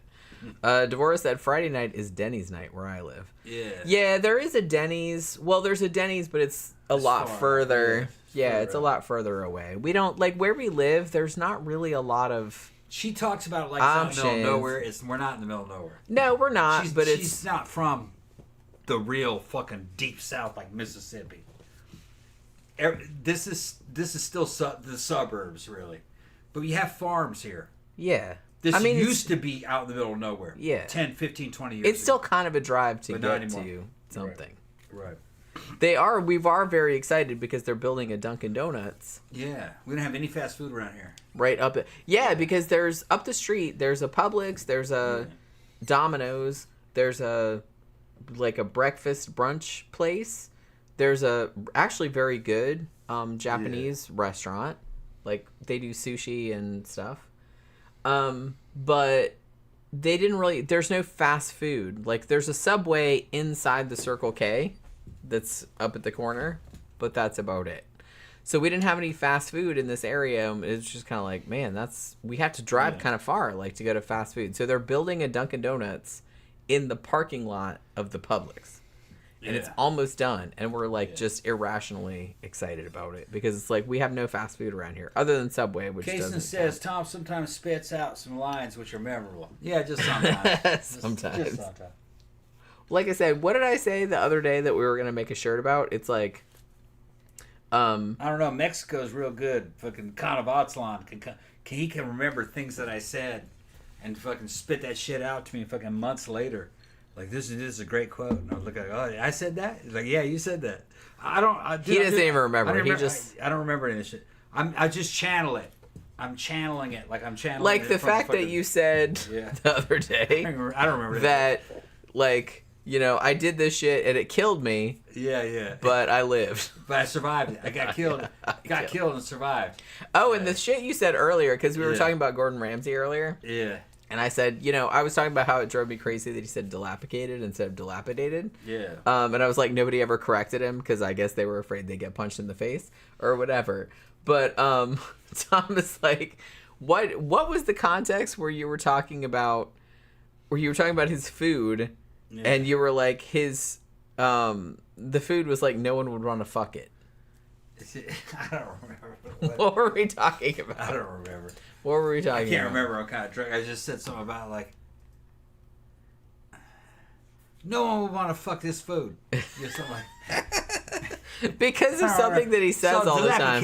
Oh, I know what it was. Because I said, because we were talking about, he said, because he was doing Gordon Ramsay. I don't remember why he started doing that. But I was like, it drives me fucking crazy when he says dilapidated. I was like, that's not a word. It's not a word. It's dilapidated. And I don't know why. An American correcting a British person. And I don't know why nobody's ever corrected him. This thing is dilapidated. And then I told him, I was like, man, there's like, because look, I'm a grammar Nazi. I've been like a voracious reader since I was 2. And it's just kind of like, so I correct people on the grammar, so excuse me. But he also said, I said, God, there's another thing that he does that drives me fucking crazy, and I couldn't remember it. And then I said, oh, he says lacklust instead of lackluster. I said, you know, that's lacklust. That's not a word. There's like another syllable. Oh, lacklust. And then like Tom's like, no, I like lacklust better. He's almost like you made some food, and it's like, I don't want to fuck it. Yeah, right, yeah. That was like the whole thing. Lacklust. Like, I don't want to fuck your food. It's fucking raw. It was that. And I was just kind of like, yeah, okay. Maybe that's what he's talking about. That no one wants to fuck your food. It lacks lust. No one, like, not even no one wants to fuck your food. No one wants to eat your food. Yeah. Even if they didn't want to eat your food, they would also not fuck it. Yeah. You know what I mean? So it was that kind of thing. So the fact that he was saying, because he just randomly came up with, I would not fuck your food, and I was just kind of like, oh my God, I have to like say that on the show because that's fucking hilarious. All right, Jenny, we've been on long enough. We should go ahead and shut it down. Been on forever. A lot of people have left. Jeffy Hart says, sorry to say, but Duncan is way better than Krispy Kreme, especially Dee Dee's sour cream. No, they got good shit at Duncan's. They got more selection. I haven't been to a Duncan in a long time. Yeah. We're excited about the new one that's opening. I'm going to go up there and see. Well, I'm not going to go in the grand opening because there'll probably be a million people. But once the hype dies down, I'm going to go up there and check that shit out. I haven't been to a Dunkin' Donuts in, I don't even remember the last time I've been. But you know what I mean. We'll see how it goes. Okay. All right. So Tom is getting go ahead and shut it down. antsy. So we got to shut it down. So hopefully you guys have a good weekend up ahead. Like I said, this weekend, probably, if I have time to record it, I will post a review of Mark of the Devil from 1970, a very famous witchploitation movie from the exploitation era. So hopefully you guys look out for that. And we'll be back again Monday for a movie review. Don't know what movie it's going to be yet. We'll find out. But yeah, so thanks everybody for dropping by this evening. And we'll see you guys again on Monday night. Good night.